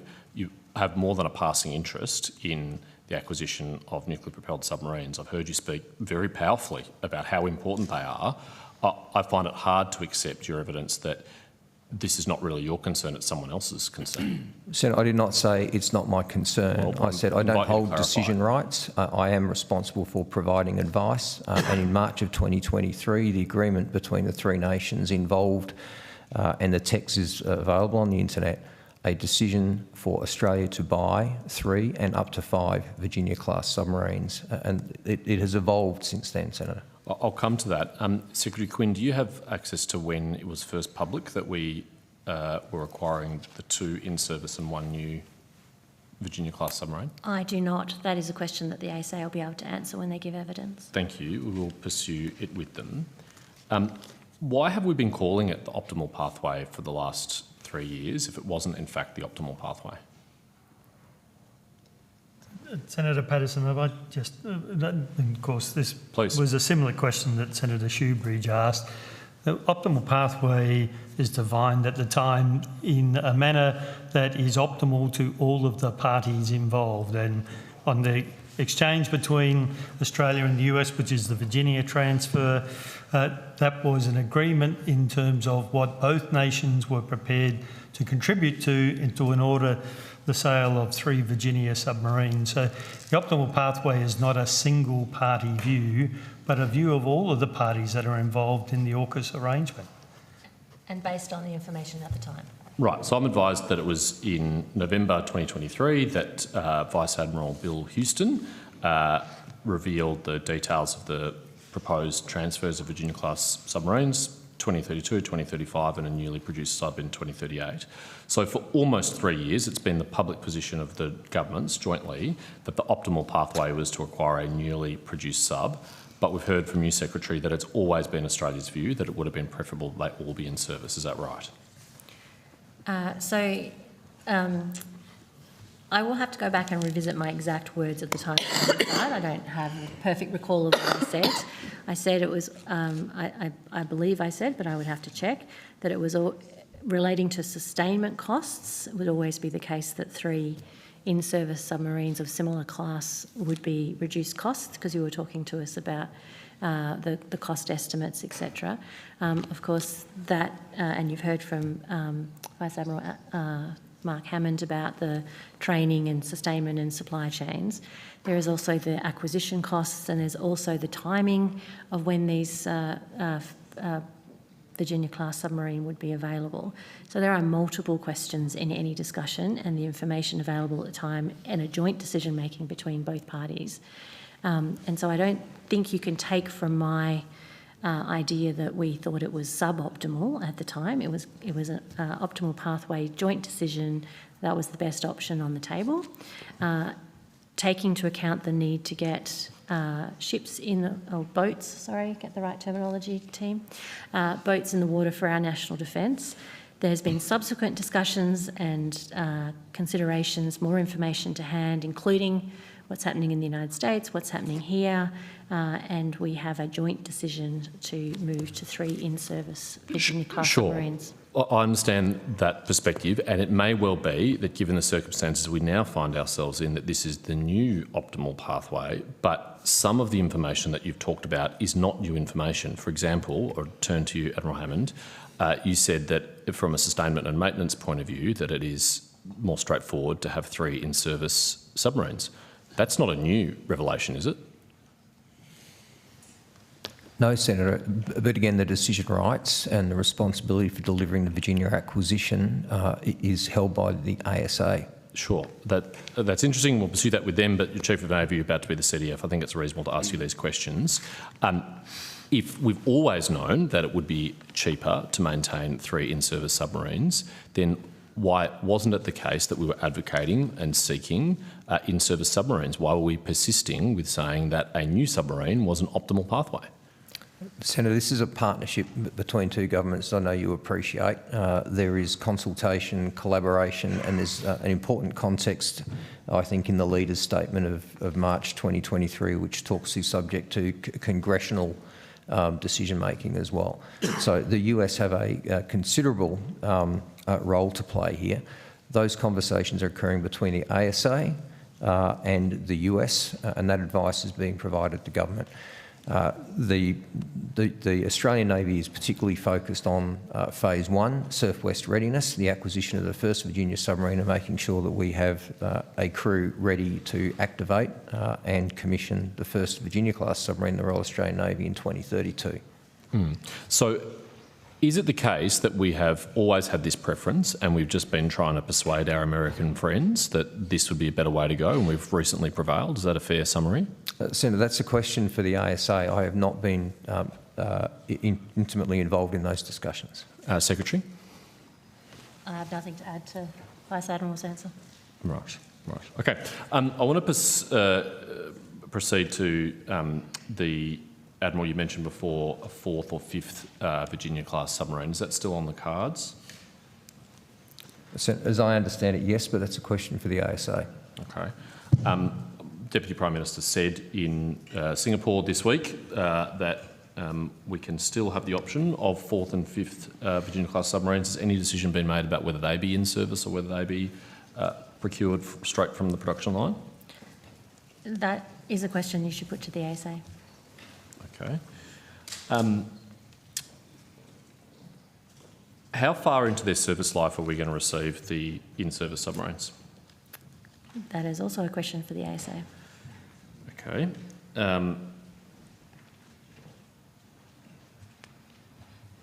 How is it going to take pressure off the US submarine industrial base?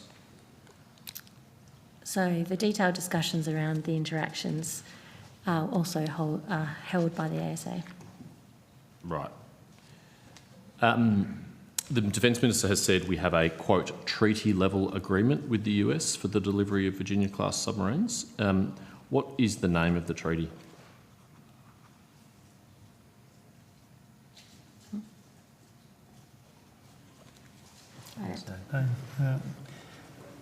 Senator, I think suggest we take that on notice. I don't know what the name of it is, but I'm sure we can find out for you. Is there a treaty between the United States and Australia relating to AUKUS? We might have our colleagues just join us for that. Otherwise, again, that might be a question best put to the ASA. Perhaps Mr Jeffrey, this might fall in his area, I don't know.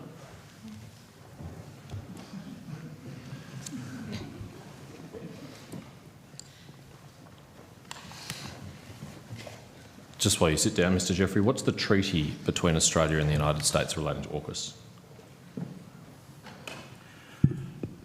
Good afternoon or good evening, Senator. Hugh Jeffrey, Deputy Secretary, Strategy, Policy and Industry. The overarching trilateral treaty governing naval nuclear propulsion technology, material and information transfers for the Virginia-class submarines is the agreement among the governments of Australia, the UK and the United States for cooperation related to naval nuclear propulsion. Just to clarify, is it a treaty or is it an agreement? It's a treaty, Senator. Yep. And does the treaty reflect an agreement for 2 in-service Virginia-class submarines and 1 new Virginia-class submarine? I need to check that. Senator. I'll take that on notice. Or is it silence on that? I'll take that on notice, Senator. Is there a contract separate from the treaty which has specified the number of in-service versus new Virginia-class submarines? Senator, I think that'd be a question for the ASA. Right. So do you have any visibility of any renegotiation of any contracts or treaties to take into account the new optimal pathway? So that is the responsibility of the ASA. There's a delineation document which has been shared with the committee that delineates the activities of the department and the agency, and they have carriage of those sorts of questions. Okay, I will pursue that further with the ASA. Chair, if you need to rotate the call. No, I you still got the call? Well, I'm moving on to another topic, so it's a neat time to transfer the call if you wish to. Okay. Yeah, okay. Senator Whittaker, you'll have the call. Thank you, Chair, and thanks for everyone's time. I think we can well and truly say tonight rather than this evening, and I also want to congratulate Ms Quinn on your appointment and thank Mr Johnson for your work. I have some questions about the funding arrangements both in the budget but also under the National Defence Strategy. So in the National Defence Strategy, how much is projected to be spent in the portfolio over the coming decade? So in terms of in the total defence funding over the 10 years to 2035-36, it's around $887 billion. And so that includes, I understand, defence, the ASA, the ASD and the Naval Nuclear Power Safety Regulator, is that right? Correct. Yeah, okay. And in term, again, on the... And that's funding for all aspects of defence, not just capability, but staff and sustainment. Great. And the Integrated Investment Program, how much is that over the coming decade? So total capability investment is $425 billion. Okay. And since the last National Defence Strategy was released in 2024, has that figure changed? Is that figure different? For the funding allocated to the total capability in the investment plan, integrated investment plan, there's an additional 53 over the same time horizon, 53 billion. So between 2024 and 2026? Between 2026-27 and 2035-36 is the 10 years from here. Okay. And in this budget, 26-27 budget, the government announced an additional $14 billion over the forward estimates. That's correct, from 2026-27 to 2029-30. And that was so as part of the National Defence Strategy and the Integrated Investment Plan. Yeah, and so that additional $14 billion, is that just for the IIP or does it go to other? That's for the IIP. Okay.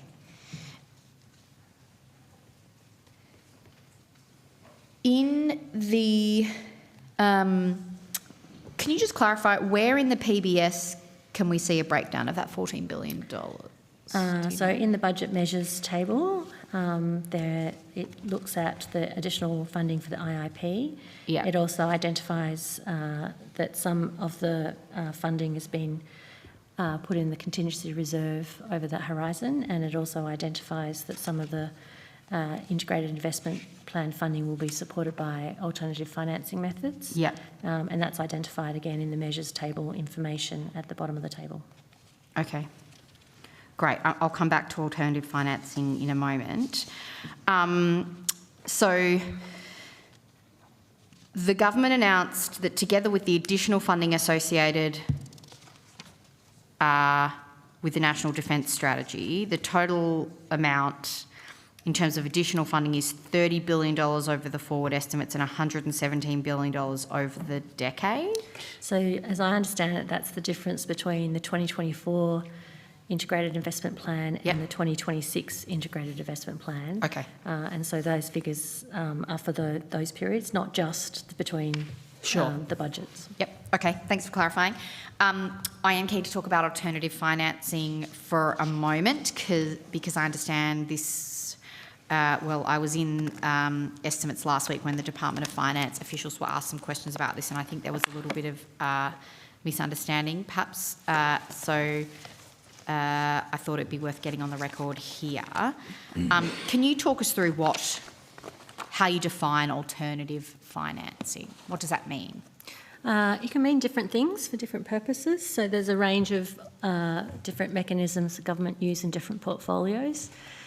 Some of it can be related to joint funding where the government uses some funds to de-risk a project such that the private sector invests. That investment could be in the form of debt or equity. It might be in the form of a direct component project, or it could be through an entity, such as a special purpose vehicle or a investment vehicle, like the specialised investment vehicles that the government uses in different forms, or a government business entity.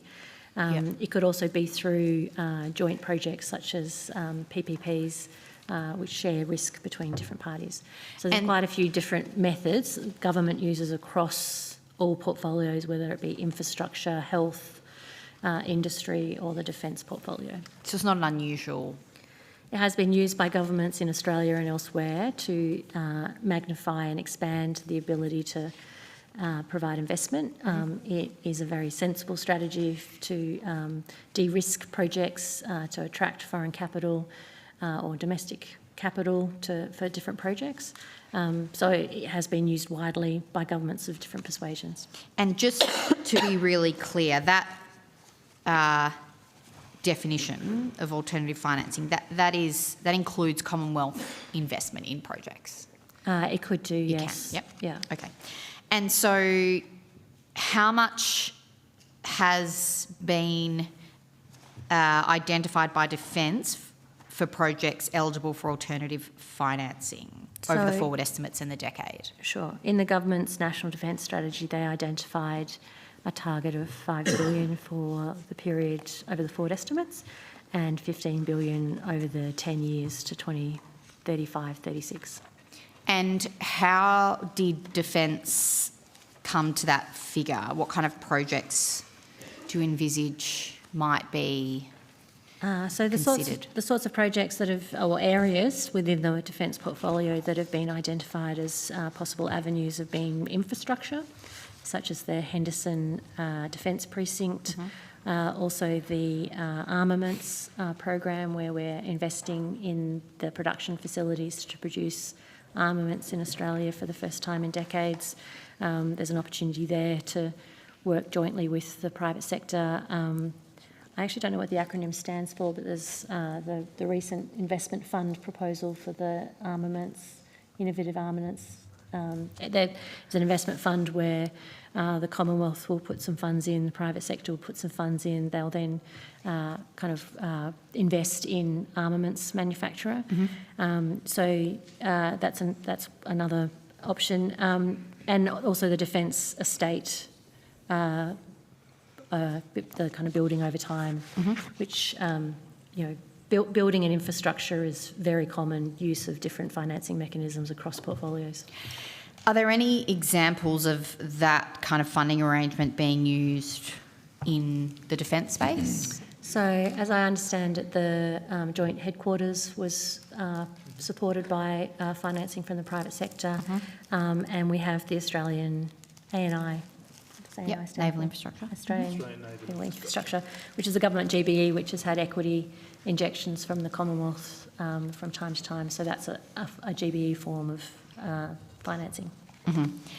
And so I'll use the Henderson Defence Precinct as an example, because as you will come to know, Ms Quinn, that's in my local community, just down the road from where I live. So if funding for the Henderson Defence Precinct were delivered through a government business enterprise, given the infrastructure and commercial requirements as suggested in the National Defence Strategy, that would include investment from the Commonwealth. So it wouldn't be accurate to say that the Commonwealth isn't investing in... No, so it depends on the exact structure, but often there's a shared relationship between private funds and government funds. One of the advantages of including, using different methodologies is to bring the capability and the focus that comes from private funds to a project. So in evaluating the pros and cons of different ways of funding and financing activity, you have to think about the benefits of 100% government control and ownership versus 100% private control and ownership, and then the shared responsibilities in the middle. And there are advantages to having expertise, project management expertise, laser-like focus on project management and capability that you can get by involving private parties in appropriate activities. But similarly, particularly when you're thinking about defence, it's important that there is ownership and control for national security purposes, to manage the highly regulated components of the activity. And so it's always going to be a balance, and it's going to have to be worked through in a very detailed process that we will undertake. But the point here is that the National Defence Strategy is around national defence, and we need to make sure we're working with other parties in the Australian community and Australian economy to produce the least cost pathway to get capability. And so we will be looking at different ways of doing that, either on the industry side in terms of capability acquisition and sustainment, or on the infrastructure side, where it's things like the Henderson Precinct. Thank you. That's very useful and good to have on the record that it's a well understood approach across portfolios and used by successive governments. So thank you for clarifying that. I have some final questions, Chair, if I have time. Great. Do. So a couple of questions about funding over the forward estimates. So my understanding is that funding dips slightly next financial year, compared to this financial year. Is that right? What's the estimated funding?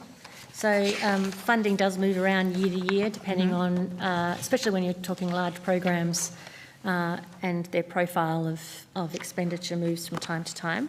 And it is the case that it depends on the totals. Sorry. As you appreciate, there's a lot of numbers in the defence world. So if you're consolidating defence and ASD funding, which is an often common referred to measure, which is in the PBS, it does go down from 63 billion to 63.2 billion to 62.6 billion. And that's partly because the government brought forward some payments into 25-26 to meet the needs in relation to the acquisition of submarines.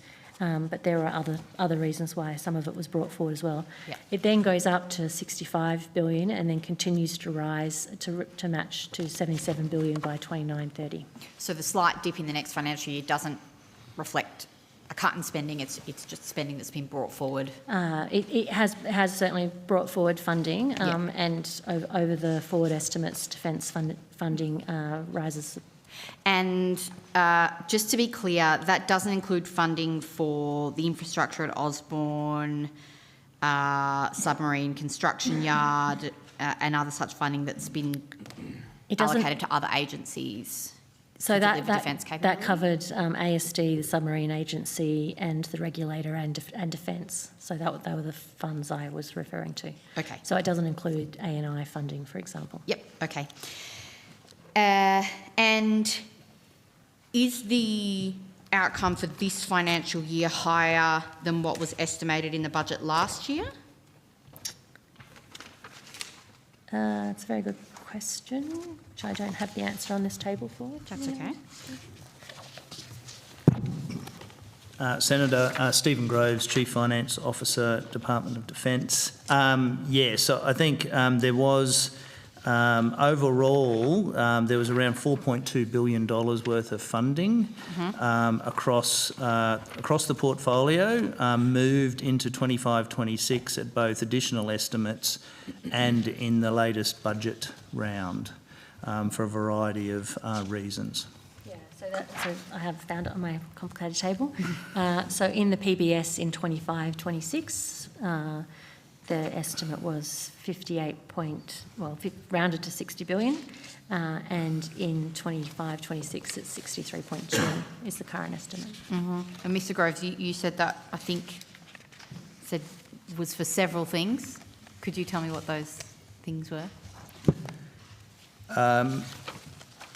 Senator, so the latest round that occurred as part of the budget was around 1.8 billion. That was an acceleration of payments associated with the optimum pathway that we were talking earlier for nuclear-powered submarines, and also some Navy expenditure.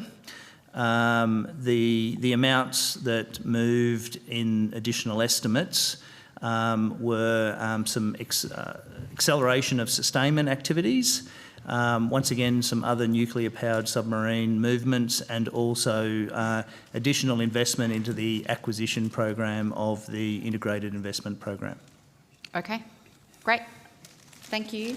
That's it from me, Chair. Okay, thanks a lot, Senator. Now I want to go to Senator Shoebridge, and then we'll break at 9:30. Thanks, Chair. Who can best answer what enduring value the Commonwealth has received from the $693 million given to ASC for the design contract for the LOTE? I'll just...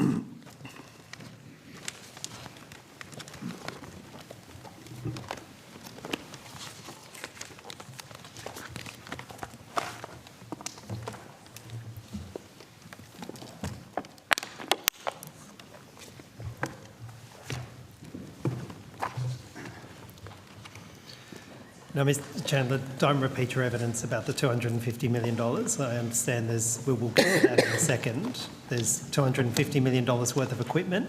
Is that right? Senator, I think your question is who here is best placed to advise on value for money, and I think of the people in the room, it would be me. All right, good. So we've got the $250 million worth of equipment you discussed earlier, is that right? Yes, Senator. Yep. Then what else did we get for the remainder of the expenditure, the other, 340 million or so? So, Senator, in combination, the design work that has been done and the long lead items that have been procured create options that will allow us to optimise the future management of the Collins class through the life extension. And on top of that, the design work in particular is an investment in that skilled part of our submarine industrial workforce. Yeah, now, the ASC initially said that the generators and the engine would be spares, but then they rather sensibly recanted from the word spares because they realised, it's like having spares for a Mitsubishi when your current vehicle is a Toyota, and they accepted they weren't actually spares. So, Senator, so how would you? So what use are you suggesting that the $300 million spent working out how to put those things designed for the French sub into the Collins can be used at some point to retrofit a Collins with them? Is that what you're saying? Yes, Senator. They present options. So we develop the work package for each depot level maintenance activity to optimise the capability and availability outcomes without compromising safety, and we do so cognisant of the prevailing circumstances. Now, the prevailing circumstances include a range of things like the material state of the vessel, but also the availability of design changes that come available with the passage of time. And the fact that we have the design changes and the equipment gives us options for use to assist the management of the class going forward. But you see, Mr Chandler, after Defence reviewed that as an option, they rejected it because of all the risk ratings in it. They rejected it for good reason, didn't they? Senator, we didn't reject the option. What we have formed a view is that the option to do large-scale design changes with the passage of time is higher risk than the option of sustaining the systems that we have. It's not that they're rejected, and it's not that the options won't work. It's that we've formed a view with the passage of time that the sustainment, bolstered sustainment approach is lower risk than the large-scale design change approach. Well, let's be clear what the risks of putting these alternative engines and generators in, because it's made clear in the ANAO report. The risk that delivery strategy will be unable to meet the objectives of the project, high.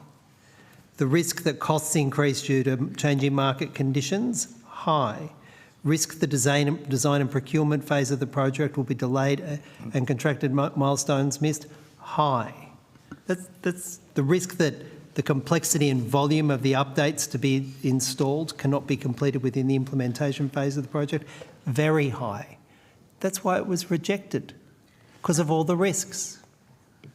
Senator, I would say, I'll say it again, I don't think the option has been rejected, but in particular, the schedule for implementation and the implications for availability, combined with our improved understanding with the passage of time over our new sustainment arrangements, have shifted the balance of risk.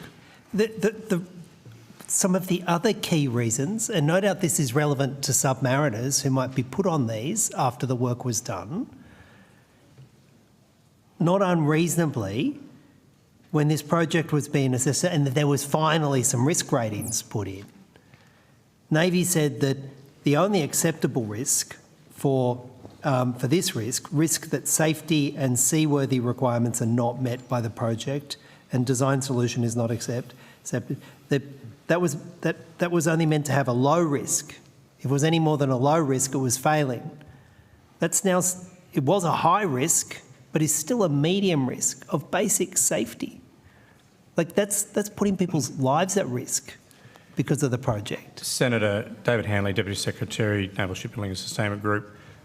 This program, as you have articulated today, does have risk attendant to it. Any life of type extension program that either bolsters sustainment, inserts capability upgrades, the understanding of that is about managing risk. Just John Chandler has articulated to you that we had a better balance of risk, focusing on sustainment where we could, bolstered sustainment, continuing with our capability upgrades, and retaining the option to replace those items if deemed feasible through the passage of time and the surveillance of each of the boats as they come in. It's just not feasible. The risk that the technical performance and maturity of the solution is unable to meet the objectives of the project.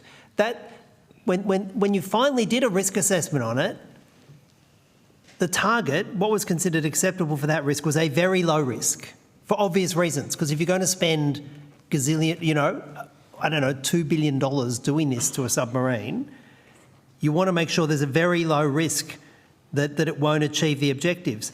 But even with all the work, that's still a medium risk. So you've spent $693 billion having a saver on a project that no one in their right mind would press go on. Is that what we get out of this? $693 million on a project that's been rejected because of all the risks. Senator, I don't support the characterisation. It hasn't been rejected. That's not what John Chandler has espoused here. We did the work to understand the engineering changes that could evolve for the life of type extension program. There are affordability risks, engineering complexity risks, workforce capacity risks associated with industry. That made us pivot to a different approach.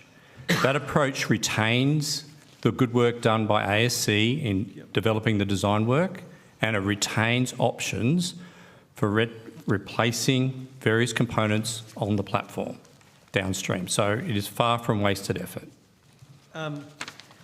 The annual sustainment cost of the Collins without the load has averaged around about $850 million a year, hasn't it? Give or take.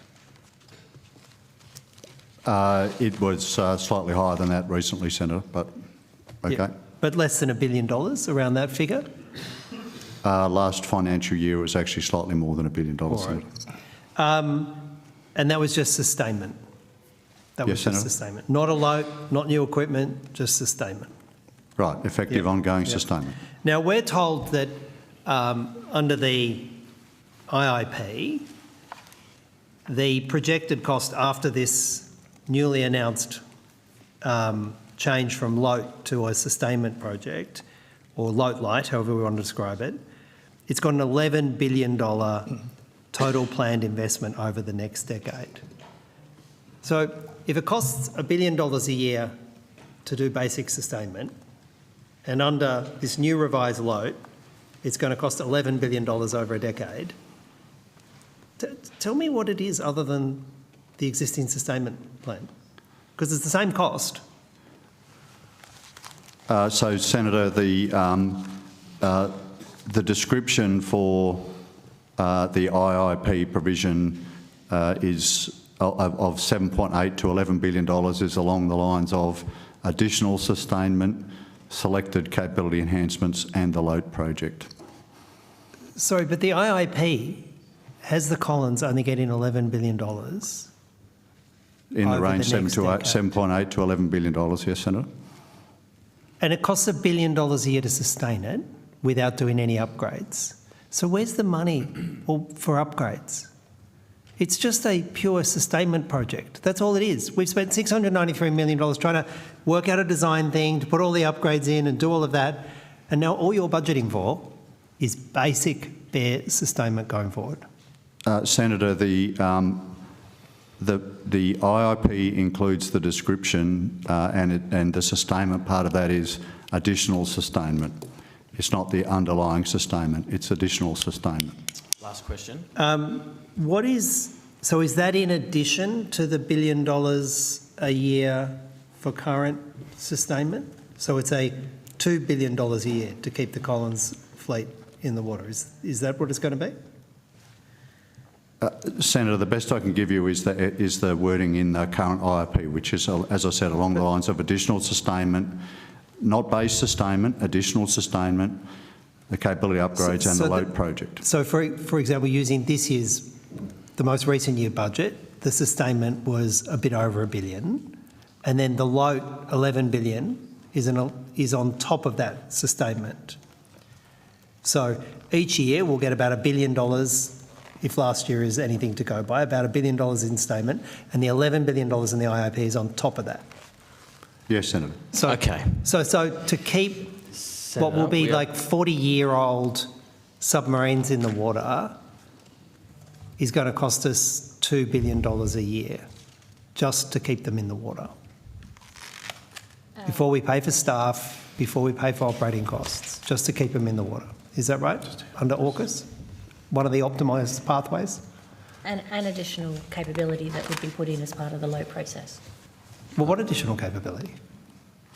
So as you renew systems and improve the quality of the upgrade things as you go, there will be increased capability. It's around the combat system, Senator.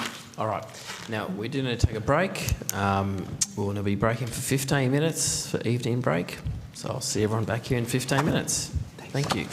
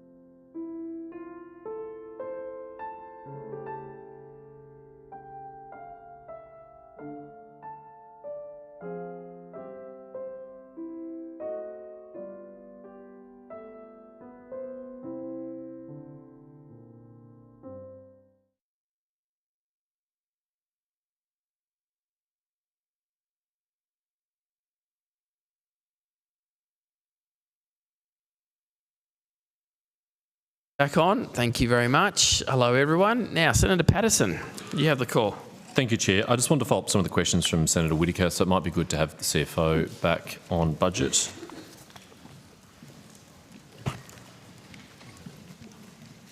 CFO. Hello.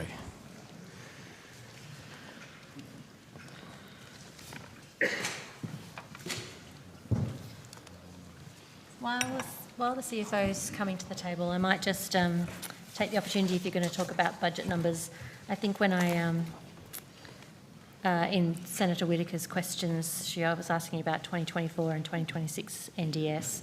I might have said between the two instead of the combined additional expenditure. So the 30 and 117 billion were the combined additional expenditure, including both the 2024 and the 2026, not the difference between the two.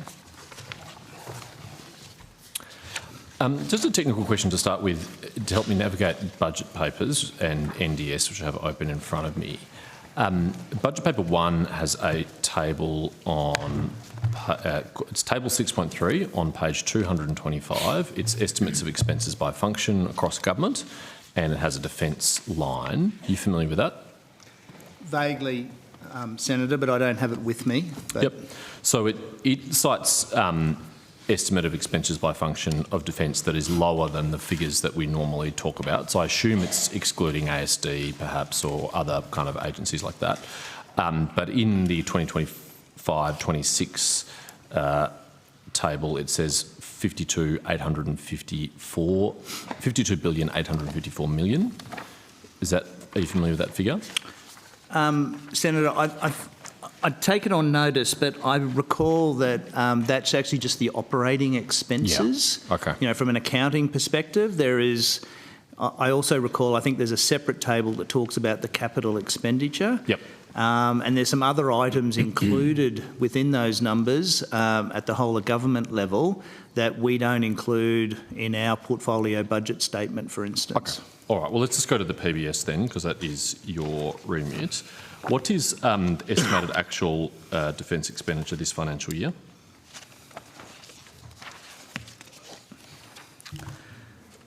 Senator, as we outline on table 4A, is this across the portfolio? Or Yes. Yep. Total. Is on page 21 is $63.2 billion. I've got. That's the appropriation that we're getting. The expenditure may be slightly more because of external revenue. Yep. So I've got 63,243.9. That's correct as per table 4A, yes. Thank you. And what is the budget estimate for the next financial year? $62.595 billion. Right. And is that greater or less than this financial year? My maths is that is less, Right. Senator. How much less is it? Well, it's about 700 million roughly. Yeah, I think it's 649 million specifically. Yep, I'll believe your maths, yep. So normally when funding in a program falls between 1 year and the next year, we call it a cut. Is that a cut to defence funding? It's certainly a reduction, but I would say that 25-26 was subject to quite a significant bring forward of funding into 25-26, which probably makes it a bit of an abnormal year. As I provided in earlier evidence to Senator Whittaker, that there was around $4 billion of expenditure has been accelerated into 25-26 across both the MyEFO additional estimates round and this latest budget round. Sure. What did that pay for principally? As I outlined earlier, Senator, so the movements that were predominantly into this financial year, so I'll categorise them in two parts as the two major movements. What happened in budget 26-27 was funding of $1.8 billion was moved into 25-26. 1.7 of that was in relation to the nuclear-powered submarine program, mostly related to the industrial uplift activities in both the US and the UK. So payments to the UK and US? Yes. Right. There's Not another for current one capability? There was another $100 million associated with some Navy leases that was making up the balance of that amount. There was an earlier large amount at MyEFO, $2 billion was moved into 25-26. Yep. That related to, once again, about $500 million was nuclear-powered submarine related. There was another $500 million that we moved in for sustainment and preparedness activities. That was an acceleration into the 25-26 financial year. And the remaining $1 billion of that $2 billion was in relation to an uplift of the acquisition budget. Right. So why, if defence spending is rising so much, according to the government, is it falling in nominal terms between this financial year and next financial year? So I'm happy to take this one. So as the CFO, Stephen Groves, have said, there's been a shift in some funding between the 26-27 into the 25-26 year. And so this is a timing shift in terms of the payments. So in such cases, it is probably more helpful to look at the summation over the years. And so if you take 25-26 and 26-27 from the 25-26 PBS, so a year ago, the estimate was around $120.8 billion. If you look at in this budget, the 26-27 budget, after the release of the National Defence Strategy and the update of the Integrated Investment Plan, that number now sits at 125.8. So it's roughly a $5 billion uplift in funding for defence over the 2 years combined. And so that indicates that there's been a timing shift in expenditure, and it continues to, and if you go forward, it continues to rise over the rest of the forward estimates. Thank you. I'll come to that now. Obviously, very excited to hear the news from the Deputy Prime Minister at the National Press Club that there'll be a $14 billion increase in defence spending over the forward estimates. Can you take me to the budget papers that demonstrate that $14 billion increase, please? So the $14 billion is articulated in the investment plan and the National Defence Strategy. Yes, I'm aware of that, but obviously all of this has to be acquitted in the budget, and so that's why I asked specifically for you to take me to where in the budget papers I'll find the $14 billion. Sure. So I was just clarifying that the $14 billion number is in relation to additional investment through the IIP. And so in terms of the budget, the measure description sets out where that funding is. So in the PBS, it's page 18, which mirrors the information in the budget paper number 2, and it includes the information about the additional funding, of which it identifies 6.8 over the forwards. Some of the additional funding is in the consolidated revenue. Yeah, I'll just come to that, but just before we get to that point, so there's only $6.8 billion from consolidated revenue? So the 6.8 is in the appropriations directly articulated against the different programs in that measures table. In addition to the 6.8, there's elements in the contingency reserve. Yes. And there is the $5 billion that's been identified that the government will be using alternative finance. Yes, I'll come to that in a minute. But just to be clear, from its ordinary annual appropriations, the government is only providing $6.8 billion over the forward estimates for defence. Plus elements of the contingency reserve, which are not being identified for various kind of reasons as consistent with the budget operating rules. So it's more than 6.8. They're the ones that have been individually identified over the forward estimates. And over the 10-year period, we were told $53 billion of investment was happening, but the budget papers only specify, as far as I can see, but correct me if I'm wrong, $35.6 billion from the ordinary annual appropriations of government. Is that right? So 650, yes, you're right. 35.6 have been individually identified measures. There would be additional funding in the contingency reserve as well, where they haven't been individually identified within the measures table. And then there is the additional funding intended to be sourced from alternative finance. Yes. But just to be really clear, that the $14 billion uplift and the $53 billion uplift has been identified as part of the integrated investment plan, and that is the target, and that is the programming funding that is being programmed by Defence to deliver capability over the estimates and the 10-year program. Thank you. And so we've heard that the balance of the funding to get to the 14 over the forwards and the 53 over the decade is going to come from alternative financing and the proceeds from the defence asset sales. Is that right? And the proceeds in the contingency reserve, which haven't been individually identified. Right. Can you step that out for us? The contingency reserve? So items are in the contingency reserve for a range of reasons to do with commerciality and confidentiality reasons. But as you know, Secretary, commercial and confidence is not an accepted grounds in the Senate for not answering a question. So I'm happy to take on notice and see if the government would like to provide more information about the contingency reserves. They have not in the budget papers. Well, Secretary, sorry, I have to jump in there. It's not if the government would like to. It's they are required to provide the Senate that information unless they can make a public interest immunity claim specifying the harm that would arise. I think, Senator, the government, across different governments, we've seen officials answer questions in this way, which is to take something on notice so they can see what can be appropriately provided to assist the Senate. Yes, but Minister, I'm sure you will understand, as someone who's been on this side of the table too, if you had heard from an official that the government will see if they would like to answer a question, you probably wouldn't have been satisfied with that, I imagine. Senator, we've taken it on notice so we can see what can be appropriately provided. Thank you. So we'll set aside the contingency reserve, given that I can't really ask follow-up questions without that information. How certain would you describe the alternative financing arrangements? Well, in terms of some of the methods that have been used recently, there's been a great deal of interest, for example, in some of the components, and there has been conversations with private industry about their interest in considering some of the alternative finance options.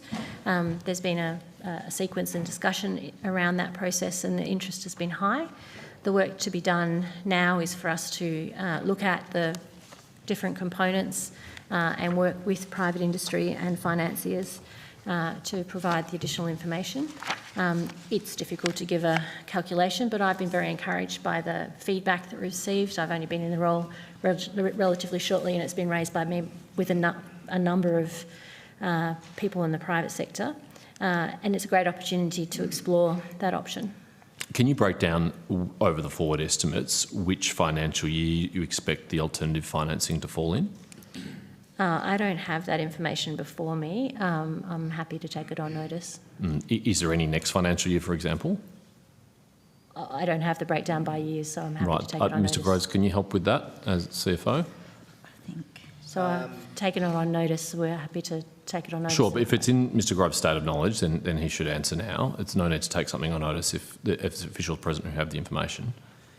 Senator, I don't have the exact numbers. I would say that it's fairly small in this financial year. Right, so we're expecting some in 26-27 or even in 25-26? A small amount in 26-27. Small amount, right. But it's anticipated to grow over the forward estimates. Right, so you do have a breakdown for each financial year and you can provide that? We've taken the question on notice and we'll come back to you. Sure, I'm just seeking clarification so that, I know what we're looking for here. This is information which is available to government. The government has it. This is what I'm seeking to clarify. Is that right, Mr. Groves?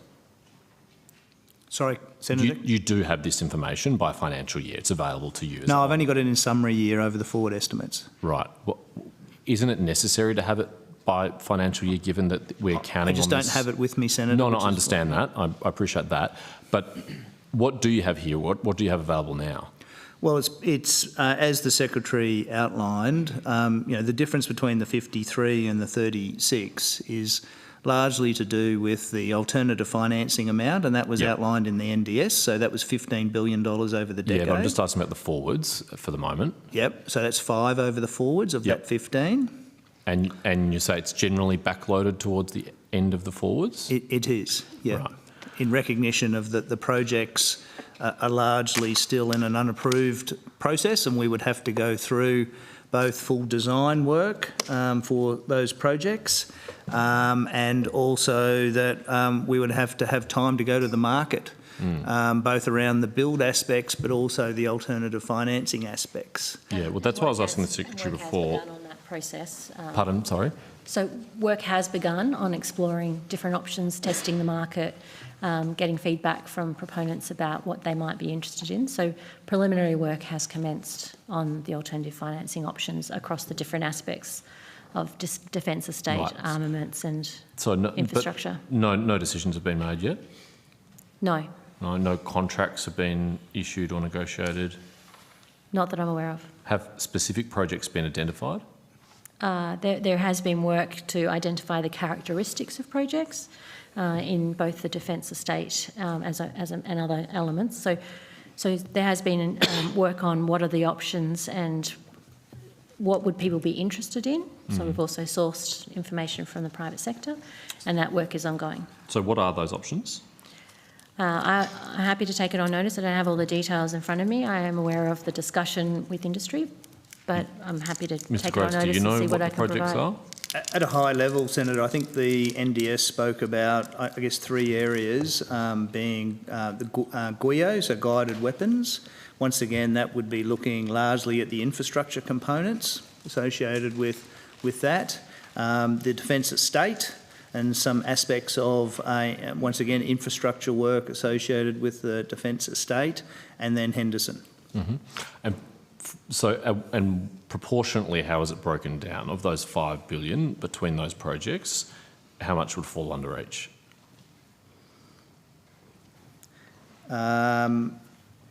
Of the 5, I would say it's about half of the 5 is Henderson related over the forward estimates, and half is GUIO and estate as one line. Okay. And how many private sector partners have been identified for each? So we haven't got to that level of detail because we're in the preliminary stages of talking with people. Right, and just explain to me how this will work from an accounting point of view. Let's say we do find a private sector investor who wants to invest in GUIO or Henderson. We would, as to make up that $5 billion, we'd be counting all of their capital injection in those projects as part of the $5 billion, or how will it be accounted for? It depends on the structure of the process. Yep.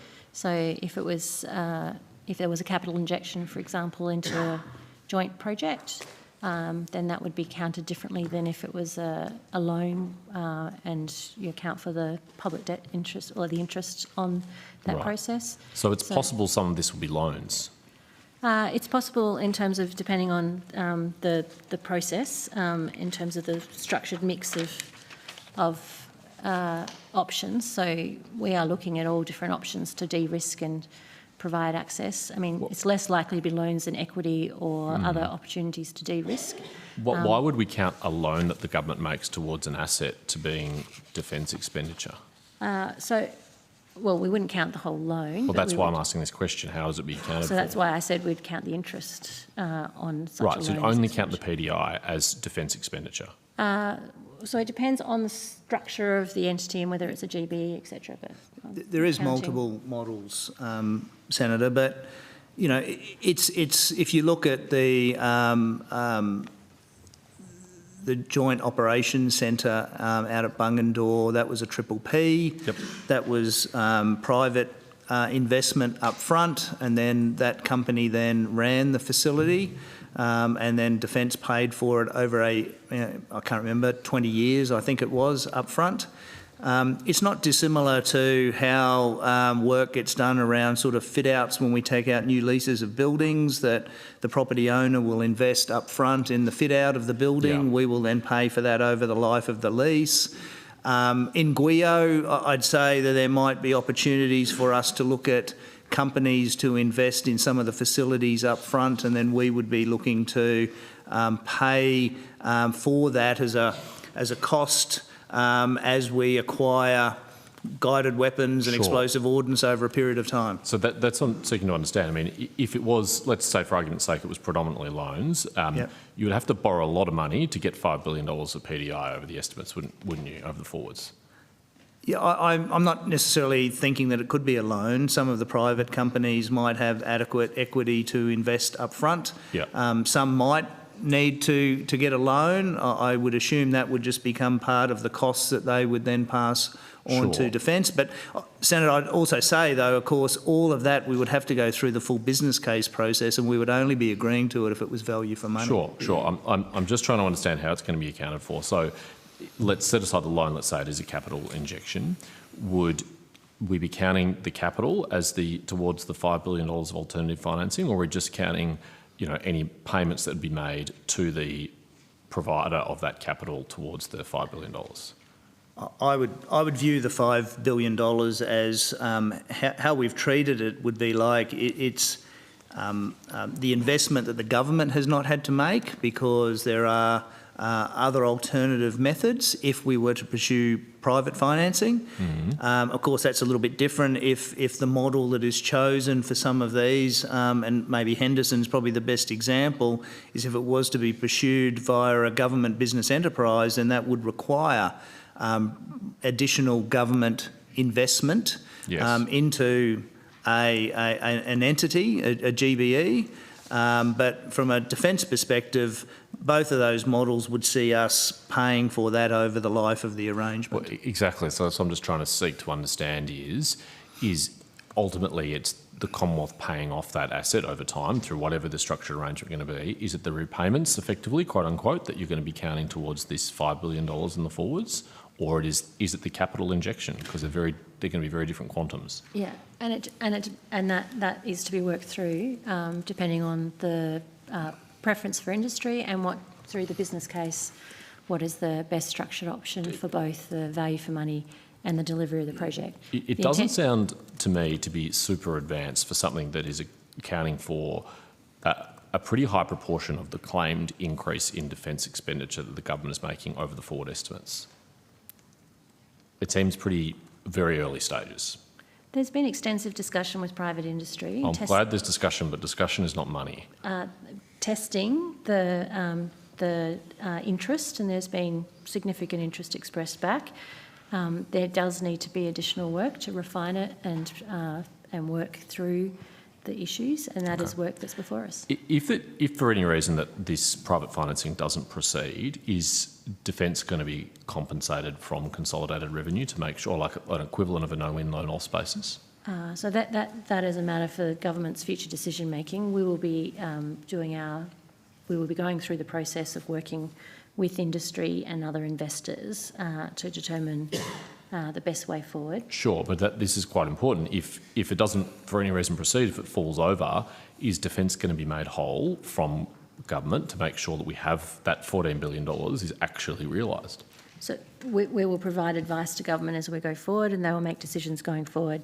They have clearly articulated the intention to build capability in Australia's national defence. Yep, love the intent, but I'm really interested in the actuals, and this sounds like there's some risk involved and some uncertainty involved. And if it doesn't end up proceeding, I want comfort that actually the $14 billion is going to be provided one way or the other. Is it your evidence that that's not guaranteed? So the government has articulated an integrated investment plan which includes $14 billion additional funding. We will be working to deliver that plan.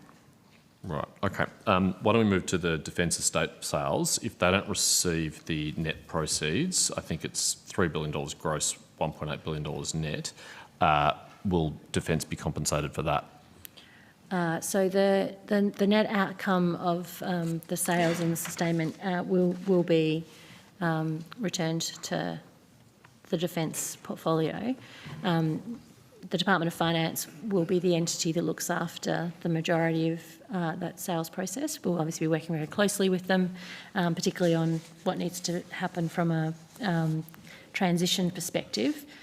So the intention is that that is provided back to the Defence portfolio. Yes, I understand that. But if, for example, we don't realise the anticipated sales at the anticipated market rates, or if the remediation costs are higher or other costs are higher and the net proceeds are less than $1.8 billion, will Defence be compensated for that?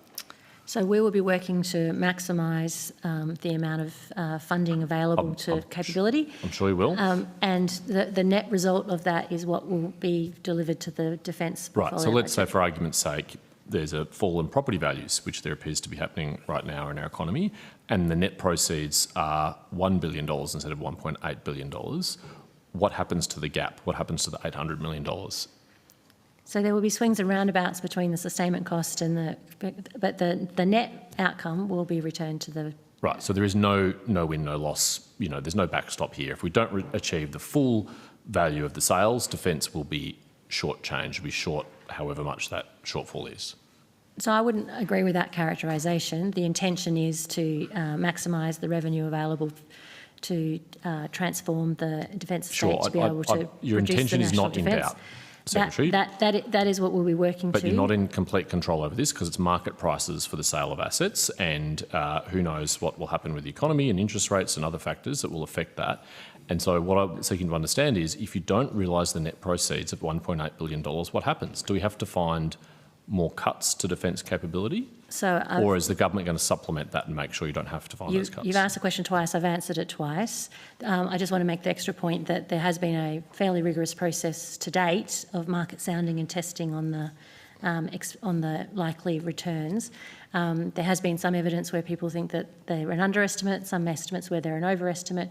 We will be going through a process with the Department of Finance where they will lead with extra capability to be able to try and maximise for the Australian taxpayers the value of those, given constraints on heritage, multi-use. Indeed. And so it's a complicated process. Which are very real, right? And so it seems to me from your evidence on alternative financing and estate sales that none of that is guaranteed, that there is risk involved, and that the only thing that's guaranteed in the budget is actually the $6.8 billion. That's the only thing we can be confident about unless the subsequent budget takes it away. Senator Patterson, every budget involves assumptions about costs, revenue, sources of finance on both sides of the ledger, and the advice that's provided in every budget is the best information we have at the time about what we can expect. The government has provisioned $14 billion in the IIP. We've made clear where we think the priorities for expenditure are in that.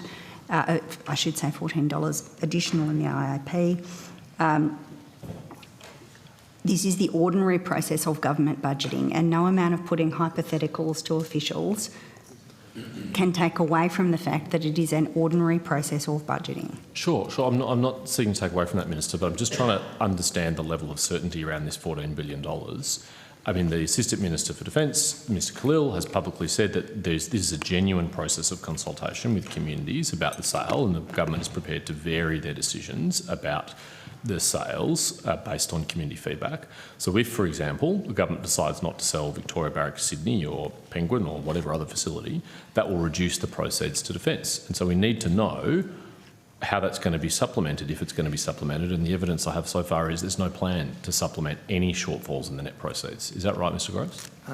Senator, if I could, just to clarify, I think the net return from the estate audit work is actually held in the contingency reserve. That is managed by the Department of Finance. When we spoke earlier around some of the offsets, if you like, on how we move from the $14 billion in the NDS to what is actually in the budget papers, the net proceeds from the estate audit are not part of that. What is in the contingency reserve is other amounts that were agreed as part of the NDS but have not been published for commercial confidentiality grounds. Right, so is the one, just from my understanding, is the $1.8 billion of net proceeds incorporated in that $14 billion figure over the forwards? No. No. No. Where is it reflected? It's reflected in the contingency reserve. Yep. The intent is that the defence portfolio would receive, and I think this was in Department of Finance evidence at estimates, whatever are the net proceeds, they will be returned to the defence portfolio. Yep. And whether that's 1.8, which was out of the estate audit, or whether it's a different number, yep. that will be returned as net proceeds to the IIP, but it's not an offset for the 14. Sure. But so what part of the $1.8 billion is reflected in the budget at all? It's not reflected? It's in the contingency reserve, and I think there's a reference in BP2 that says that it is in the contingency reserve, but it's not for publication. Right. So you can't give me a breakdown over the forwards of which financial year those $1.8 billion of proceeds will fall? I can't. It's going to be managed by the Department of Finance. Sorry, Mr. Groves, you have more than a passing interest in this. If you get the sales proceed, you get the money and you get to spend it, right? And we will be working with the Department of Finance, but Department of Finance will be the lead agency. Yep, I understand working with the market to manage this. They have greater expertise in terms of privatising or disposing of assets. We will be working closely with them and have been today. So it's a joint exercise, but they are the lead agency. Sure, but you need to know if you're anticipating $1.8 billion over a period of time, you need to know when you're going to receive it, right? Because is it set against the IIP and expenditure? So we do work very closely with the Department of Finance and other central colleagues on all matters budget. There is no shortage of discussion and clarification back and forward. On that particular project, we'll be working very closely with them. As you say, we've got interests, multiple interests. Yep. One is financial, the other is in terms of transition of capability, managing the stakeholder community, of which there are many, and making sure that we're doing the transition in the most appropriate way. Sure. So we will be working with them. They are the lead agency in terms of the going to market, managing the sales process. So to be clear though, does Defence have plans how you would spend those $1.8 billion of proceeds?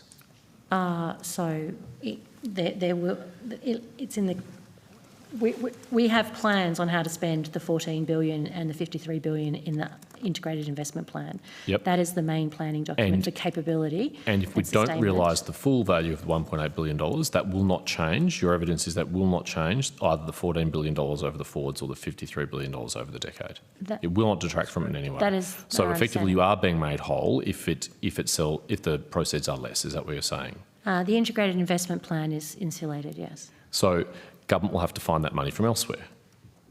Potentially. But it's a hypothetical situation depending on not that hypothetical, right? Like this is, I mean, maybe we'll surprise us on the upside. Maybe it'll sell for more. That'd be a great problem to have. We don't know, but it's uncertain, right? Because we're relying on market prices and what people are willing to pay.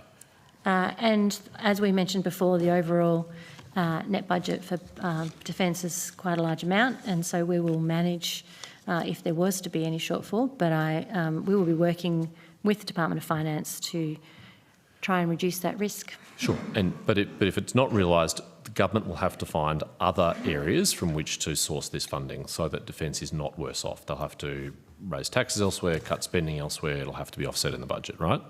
As with all estimates, things can go up and down, and we'll have to adapt to that in the circumstances.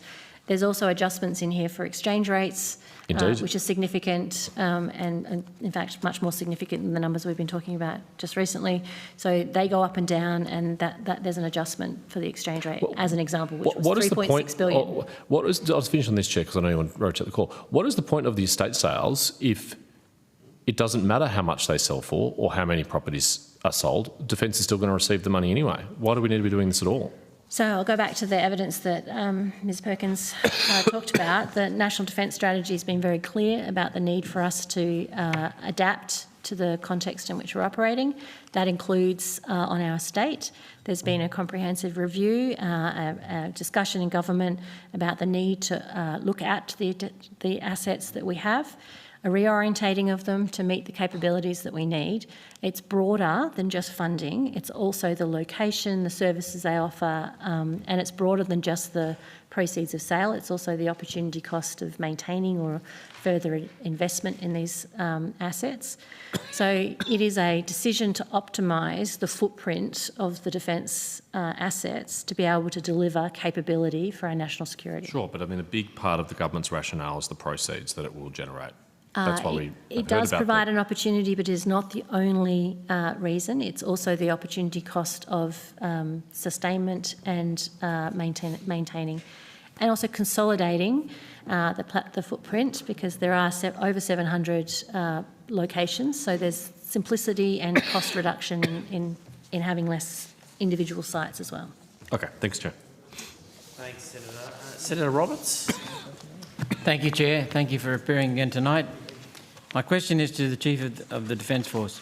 On August 30th, 2021, a 45M vehicle occupied by Warrant Officer Class 2 Ryan Leslie and Craftsman Brendan Payne failed to take a bend on Dotswood Road near Townsville, rolled and killed both occupants. On the 29th of August 2025, an investigation was opened into the contributing factors in the rollover, this is quote, contributing factors in the rollover that caused the deaths of Warrant Officer Class 2 Ryan Allen Leslie and Craftsman Brendan Anthony Payne, and was due to report by the 4th of March 2026. Has that investigation been completed? Senator Roberts, good evening. I've just been joined by the Chief of Army who may assist me with those answers.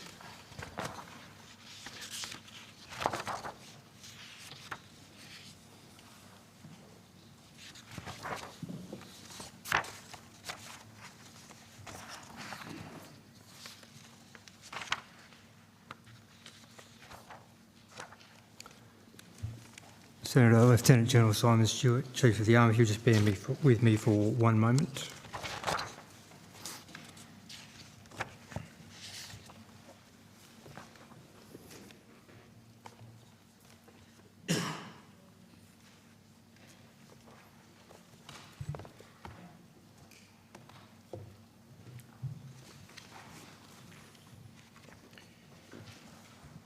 Senator, I can confirm that the Defence investigation has been completed and the final report was submitted to Comcare. That investigation was led by the Land Accident Investigation Team. That matter is now with the Commonwealth Director of Public Prosecutions, and the details of the report, including the findings, recommendations and conclusions, are not available to me during the period of litigation. Sorry, did you say not available? So they've been referred to the Commonwealth Director of Public Prosecutions. The details of the report, including the findings, recommendations and conclusions, are not available for dissemination during the litigation that is currently ongoing. So what are the outcomes of the investigation that you can share with us? I'm not in a position to share those outcomes with you, Senator, while they're subject to litigation. Okay, can you confirm my understanding of these vehicles? The 45M 5-axle heavy recovery vehicle entered service overweight, resulting in the axles sitting on the bump stops. This restricted axle movement and reduced road holding. Is that correct? I'd have to take that on notice, Senator. The tyres were overloaded, requiring approval to run at higher loads and pressures. Is that correct? Senator, I have to take that on notice. Okay. There was no evidence of the calibration of the braking and anti-lock braking system, stability systems for the addition of the fifth axle, higher tyre pressures and unique Australian road conditions. The operator manual had been compiled for more nimble vehicles, contained errors and contradictions for safe operating speeds and tyre pressures, and did not include recommendations for Australian unsealed corrugated roads. Could you take that on notice, please? So you're making effectively a series of assertions that are, may or may not be included as part of the investigation that was undertaken and that is currently with the Commonwealth Director of Public Prosecutions. That's what I've been advised, some of the inherent failures or the design failures or flaws in the vehicle. Is that a question or a statement, Senator? Can you confirm that? As I've just advised, the investigation is referred and currently with the Commonwealth Director of Public Prosecutions. Okay, thank you, Lieutenant General Stewart. What administrative changes have been made to improve safety and compliance of procured capability? I can speak to a whole range of work that we've done. We have what you might describe as a generative safety culture, which is modelled on the way that airworthiness and air safety is managed, and that is a proactive culture of reporting and continual improvement. In terms of the detail as to some of the things that we have done, I'll provide some of the outcomes, and then I might throw to my colleague General Vag to provide some more. First is the application of data and analytics. So that is to have systems on the vehicle that are able to provide us with both retrospective but then predictive analysis as to driving habits, and therefore help us understand the risks. The second is we've undertaken a review of the training that we provide for soldiers and other members of the ADF to ensure that it is fit for purpose and that we apply what we have learned from vehicle incidents and accidents. As you might appreciate, we have some soldiers who join the Army that may not even have a civilian driver's licence. And the kinds of conditions that we need to operate vehicles in include not only the operation of the vehicle, but its tactical employment, whether that's by day or night, on form roads or cross-country, in any kind of season, weather or terrain. So we're continually looking to update the way in which we train people to ensure that they can operate safely.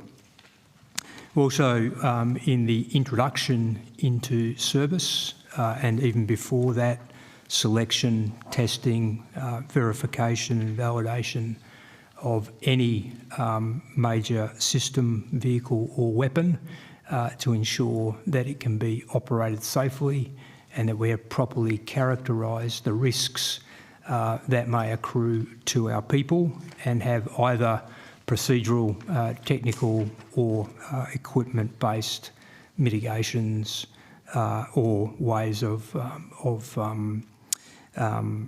reducing the risk to our people. Lieutenant General Stewart, have you heard of a man called W. Edwards Deming?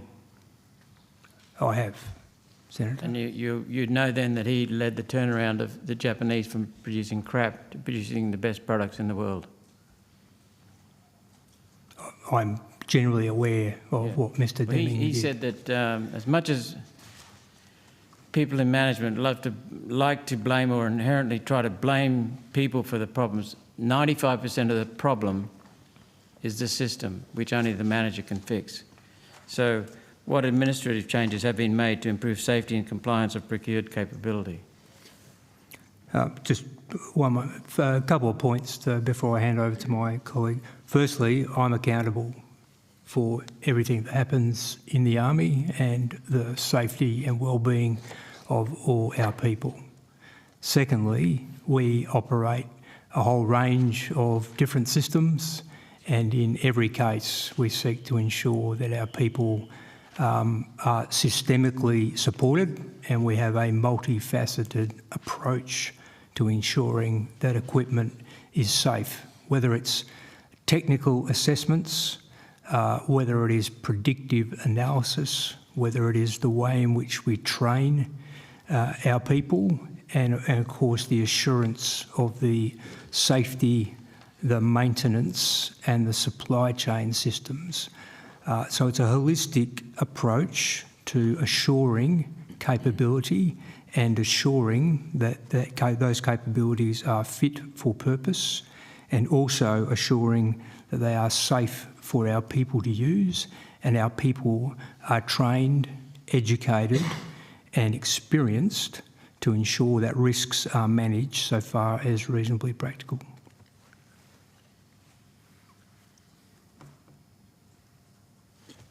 Senator, Major General Richard Vag, Head Land Capability.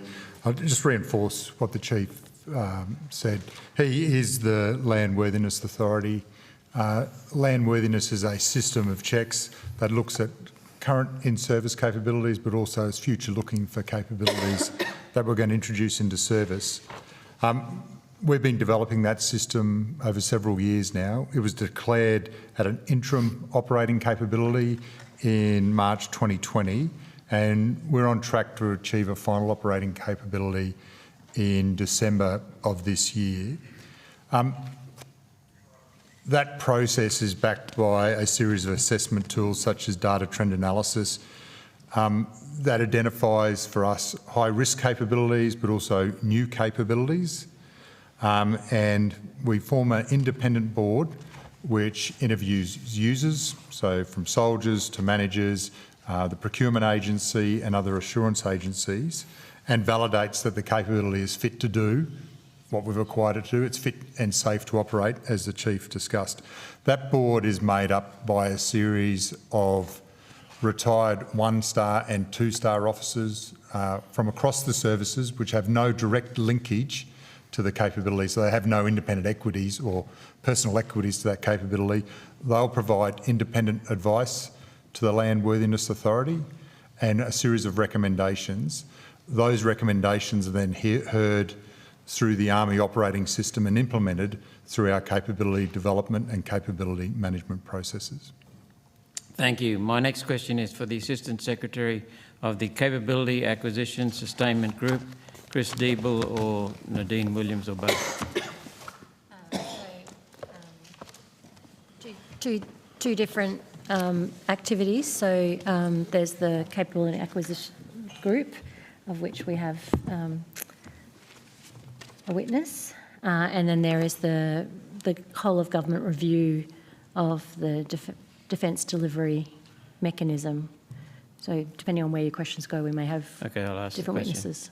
Thank you. There's been much discussion and evidence provided to me and the Parliament of the knowing approval of defective capability leading to injuries and fatalities. What does the Capability Acquisition Sustainment Group do? Rachel Kutchmer, Acting Deputy Secretary for the Capability Acquisition and Sustainment Group. I think the question's quite broad.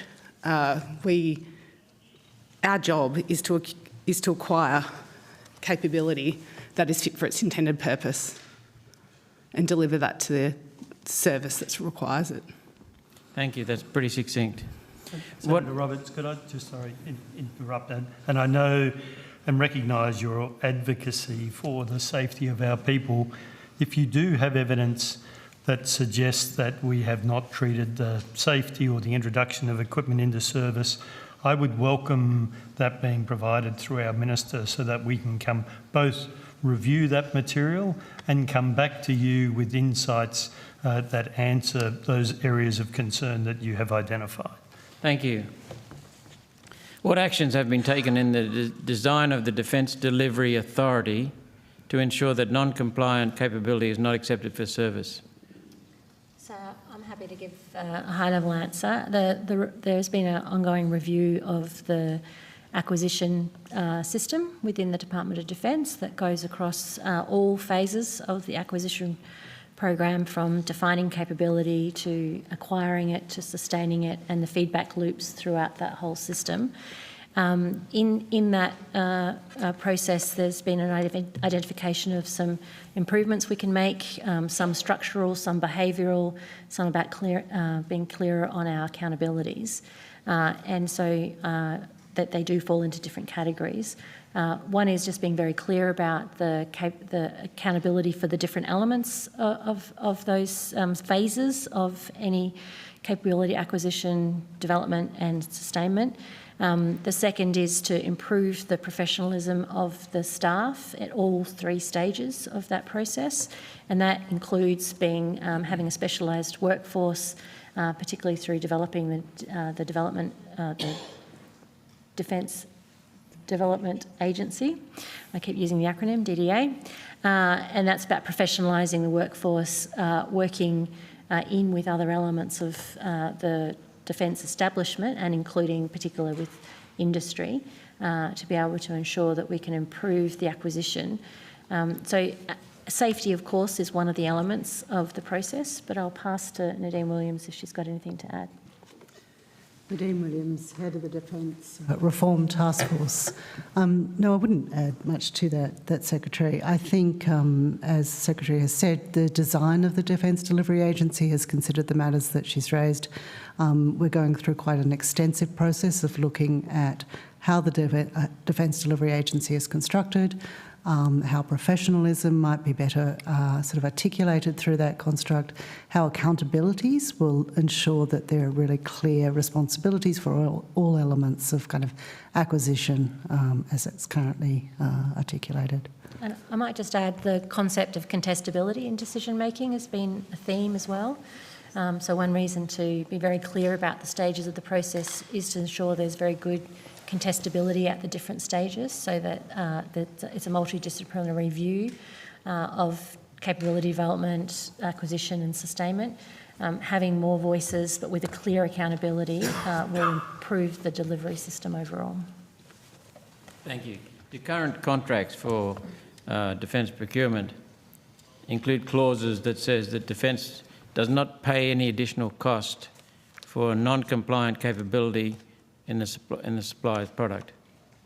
I mean, I think it would be hard to generalise across all the different types of contracts that we have, because there's a great deal of different contracts. We look at value for money and value and operational capability and risk sharing. And so value for money also includes ensuring that if faulty products are provided, that there's a recourse for such an outcome. And so our contract management would include risk mitigation activities, but I'll just see whether Ms Kuzma wants to say. Excuse me, by risk mitigation you mean you accept the vehicle or the piece of hardware and make a risk assessment as to how to use it without...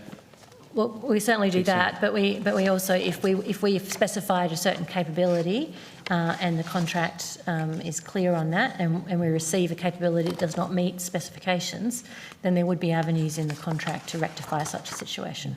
I think in general terms we have our contracting suite that includes fitness for purpose clauses that actually look at the way that the outcome that's required under the contracts. Generally they exist in our contracting templates and to ensure that we can have recourse should those deliveries not meet our expectations. Can they be bypassed if there's a rush? We have the ability to accept suppliers and work through deviations or things that don't meet the requirements should we choose, but that's not our purpose is fitness for purpose, receive what's required contractually and deliver. Okay, thank you. 2 questions.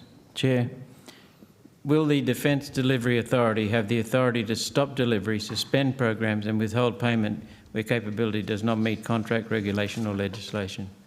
So it is the intention that the delivery agency will have independent accountability and authority for contracts and managing those contracts for in the interests of defence in terms of delivering the capability we need. So you just talked in terms of future tense. So existing contracts will be novated to the delivery agency as appropriate as well. So existing contracts will also have that ability, as is the case now in the Department of Defence. So there will be no step back from the ability to manage delivery to meet specifications, including safety concerns. So I understand from Lieutenant General Stewart that there's no comment on the reports yet of the fatal accident. But it would seem to be, and I may be wrong here, another example of failure in the military procurement process, as it appears that recent inspections of the vehicles shows that the problems have still not been remedied, placing drivers and passengers of these vehicles at risk of death. Why? Well, I think the first part of that question was what I heard in evidence was that the investigation has been provided to the public prosecution. Correct. And so it's not available to the public, but there's certainly a process going through to look at the investigation and see whether there are next steps that need to be taken. We also heard about the implementation of lessons learnt, focus on safety, a mechanism for ensuring that there's improvements over time. So the characterisation that the department isn't focused on it, or the Army is not focused on it, I wouldn't accept.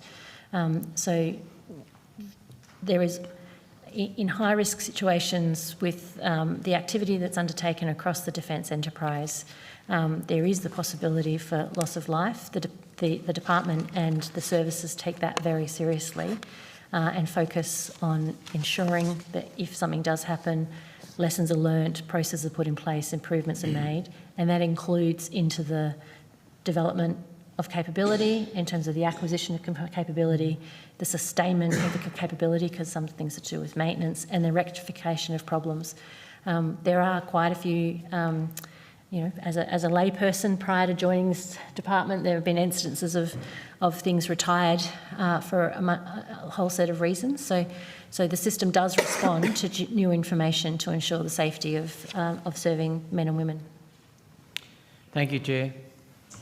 Thanks, Senator. Senator Shoebridge, did you have a few minutes? I have, 5 minutes. Well, I'm sure Senator Patterson might have 5 minutes. Then we're Well, wrapping up I've been tonight. sitting here, I've heard Senator Patterson go for close to half an hour, and I've heard that, and that's you're fine. proposing Senator I get Patterson 5 hasn't been minutes. here all day. Anyway, stop You're arguing. Just proposing ask I your get 5 question. minutes? Is that really it? You're proposing I Senator get 5 minutes Shoebridge, at you've also quarter had to 11. extensive time as well, I and if you truly want to haven't. argue about the time allocation, we can do that, or we I can just do. shut the Well, I do. business down now, we go home Well, I early. don't think you So- can, because the Senate ordered this committee sit until 11. Well, you so wanted actually it, can't for the do record, this. you wanted to finish early, so... To be anyway. clear, the Senate ordered the committee to sit till 11. Yeah, I know. It's all right. Well, look, Senator Shoebridge, stop So what arguing. was Just the ask your purpose of question, that? Senator Shoebridge. You like to argue with people. Just ask Well, your just to be question. clear, the Senate ordered this at 11, so even if you wanted to shut it down as chair, you couldn't. I know you would like to, but you can't. I'll pull quorum. You're going to call quorum? No, but I could. But just ask Go for your life. Call quorum. Show what a I don't mind pettiness wasting there your is for time, Labor. Senator Shoebridge. I'll Show give the another senator a pettiness. call. I've got questions. I'm sure you do. questions. We've got plenty of questions, mate. Secretary, can you explain how much has been spent so far building Submarine Rotational Force West? Because, the US, I think, Secretary of War commended the $5 billion that Australia had committed to spend on it. The government's announced an $8 billion investment on it, but all I can find in the budget is $2.25 billion. Do we know how much has been spent on it? I will just check if I have a colleague with additional information. Did someone tell the US Secretary of War it was $5 billion US? So, Senator Shoebridge, these are detailed questions about the implementation for which the submarine agency is responsible. Well, but Secretary, it's your budget. Where is Secretary of War, US Secretary of War spoke about a $5 billion US investment that Australia had committed to. I mean, did someone mislead the US Secretary of War? I doubt it, but I don't know the details that you're talking to. But it is the CDF has pointed to the Submarine Rotational Force West establishment is a program that is run by the Australian Submarine Agency. There is a delineation document to help the committee navigate where the responsibilities lie between the Australian Submarine Agency, the Department of Defence, and the Australian Navy Nuclear Power Safety Regulator.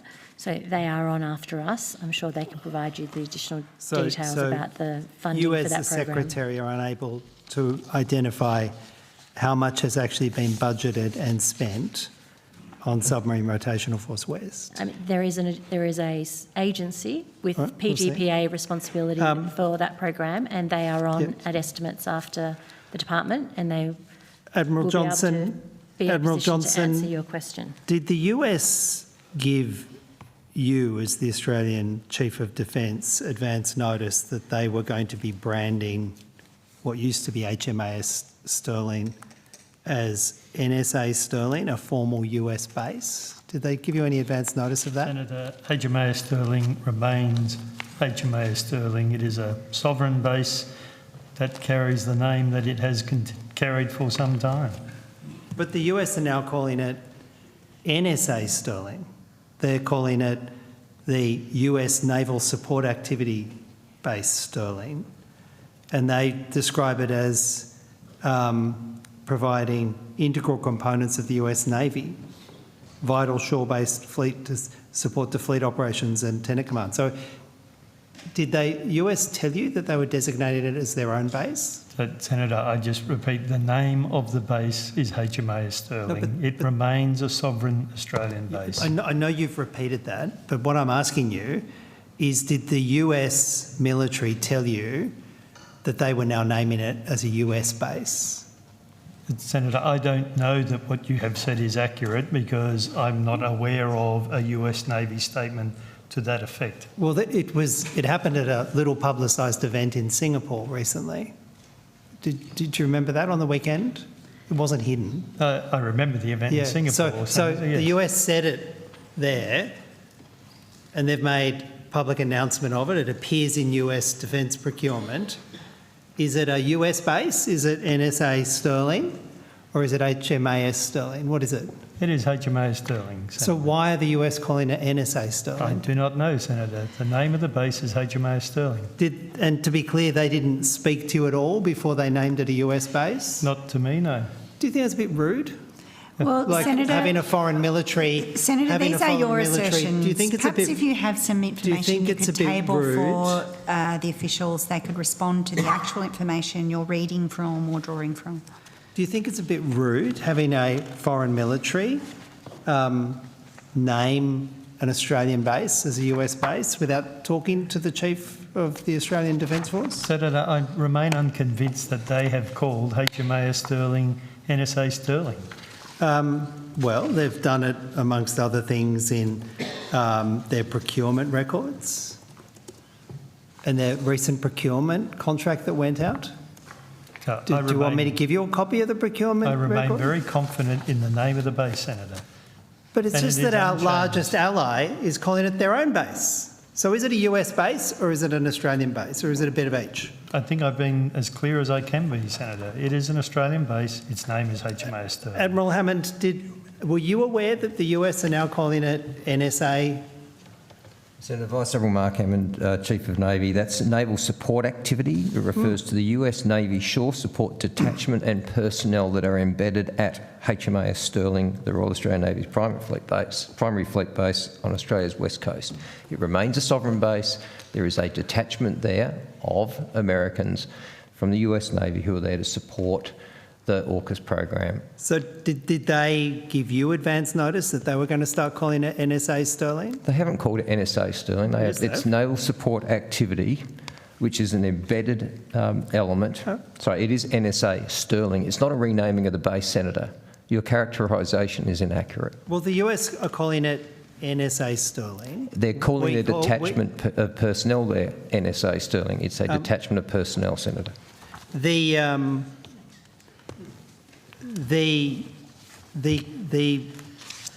procurement documents refer to the location where they're seeking, the US military is seeking a life cycle management services.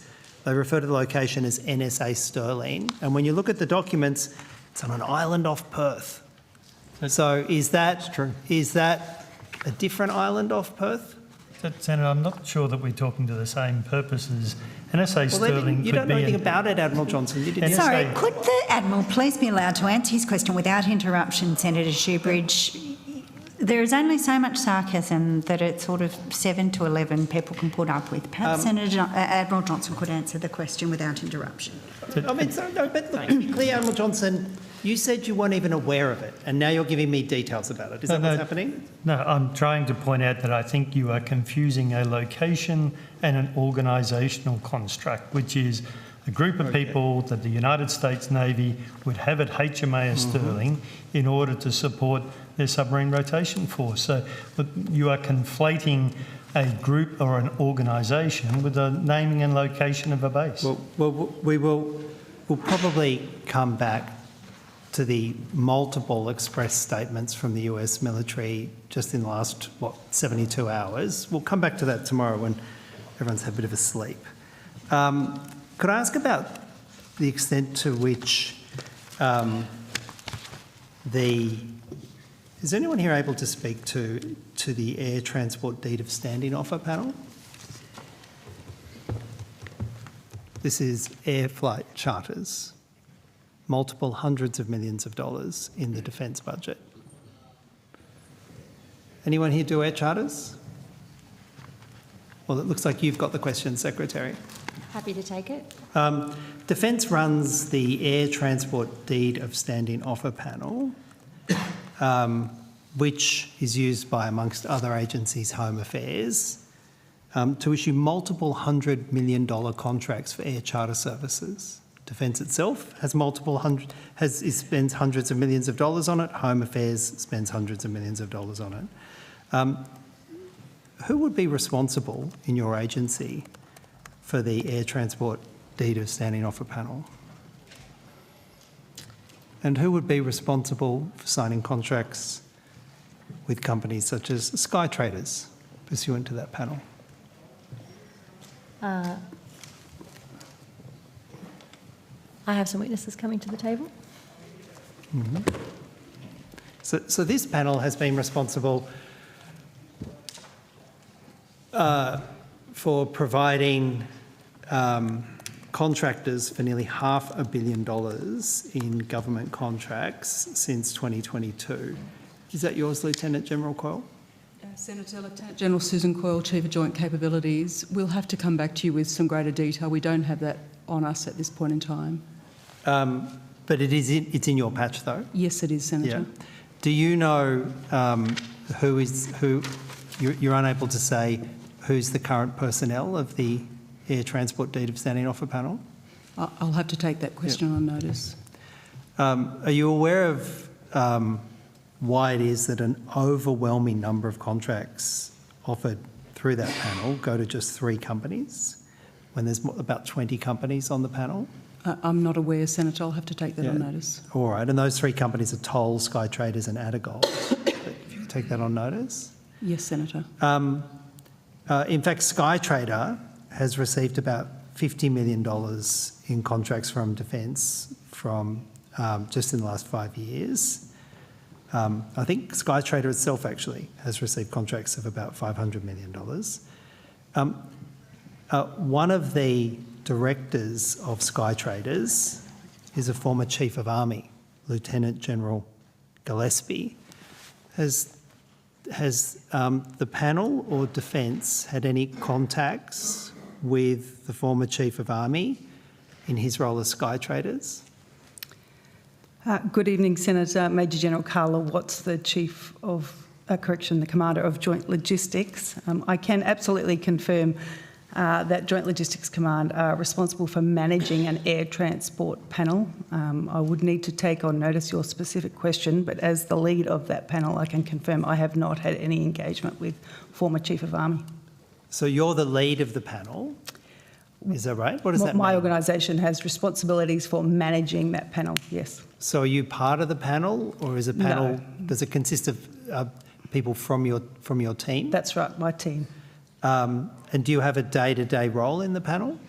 I'm aware of its existence. I'm tracking on occasions when we use the panel to provide air freight services all around the world. So you haven't had any contract with the former Chief of Army in his role as a Director of Sky Traders for any of the, $500 million in contracts that they've got through the panel? Me personally, no. What about members of your team? I would need to take that on notice. Did the standing offer that standing offer panel, was it also responsible for agreeing to $300 million in contracts from Department of Home Affairs? It's my understanding it was. Home Affairs said it was a defence panel.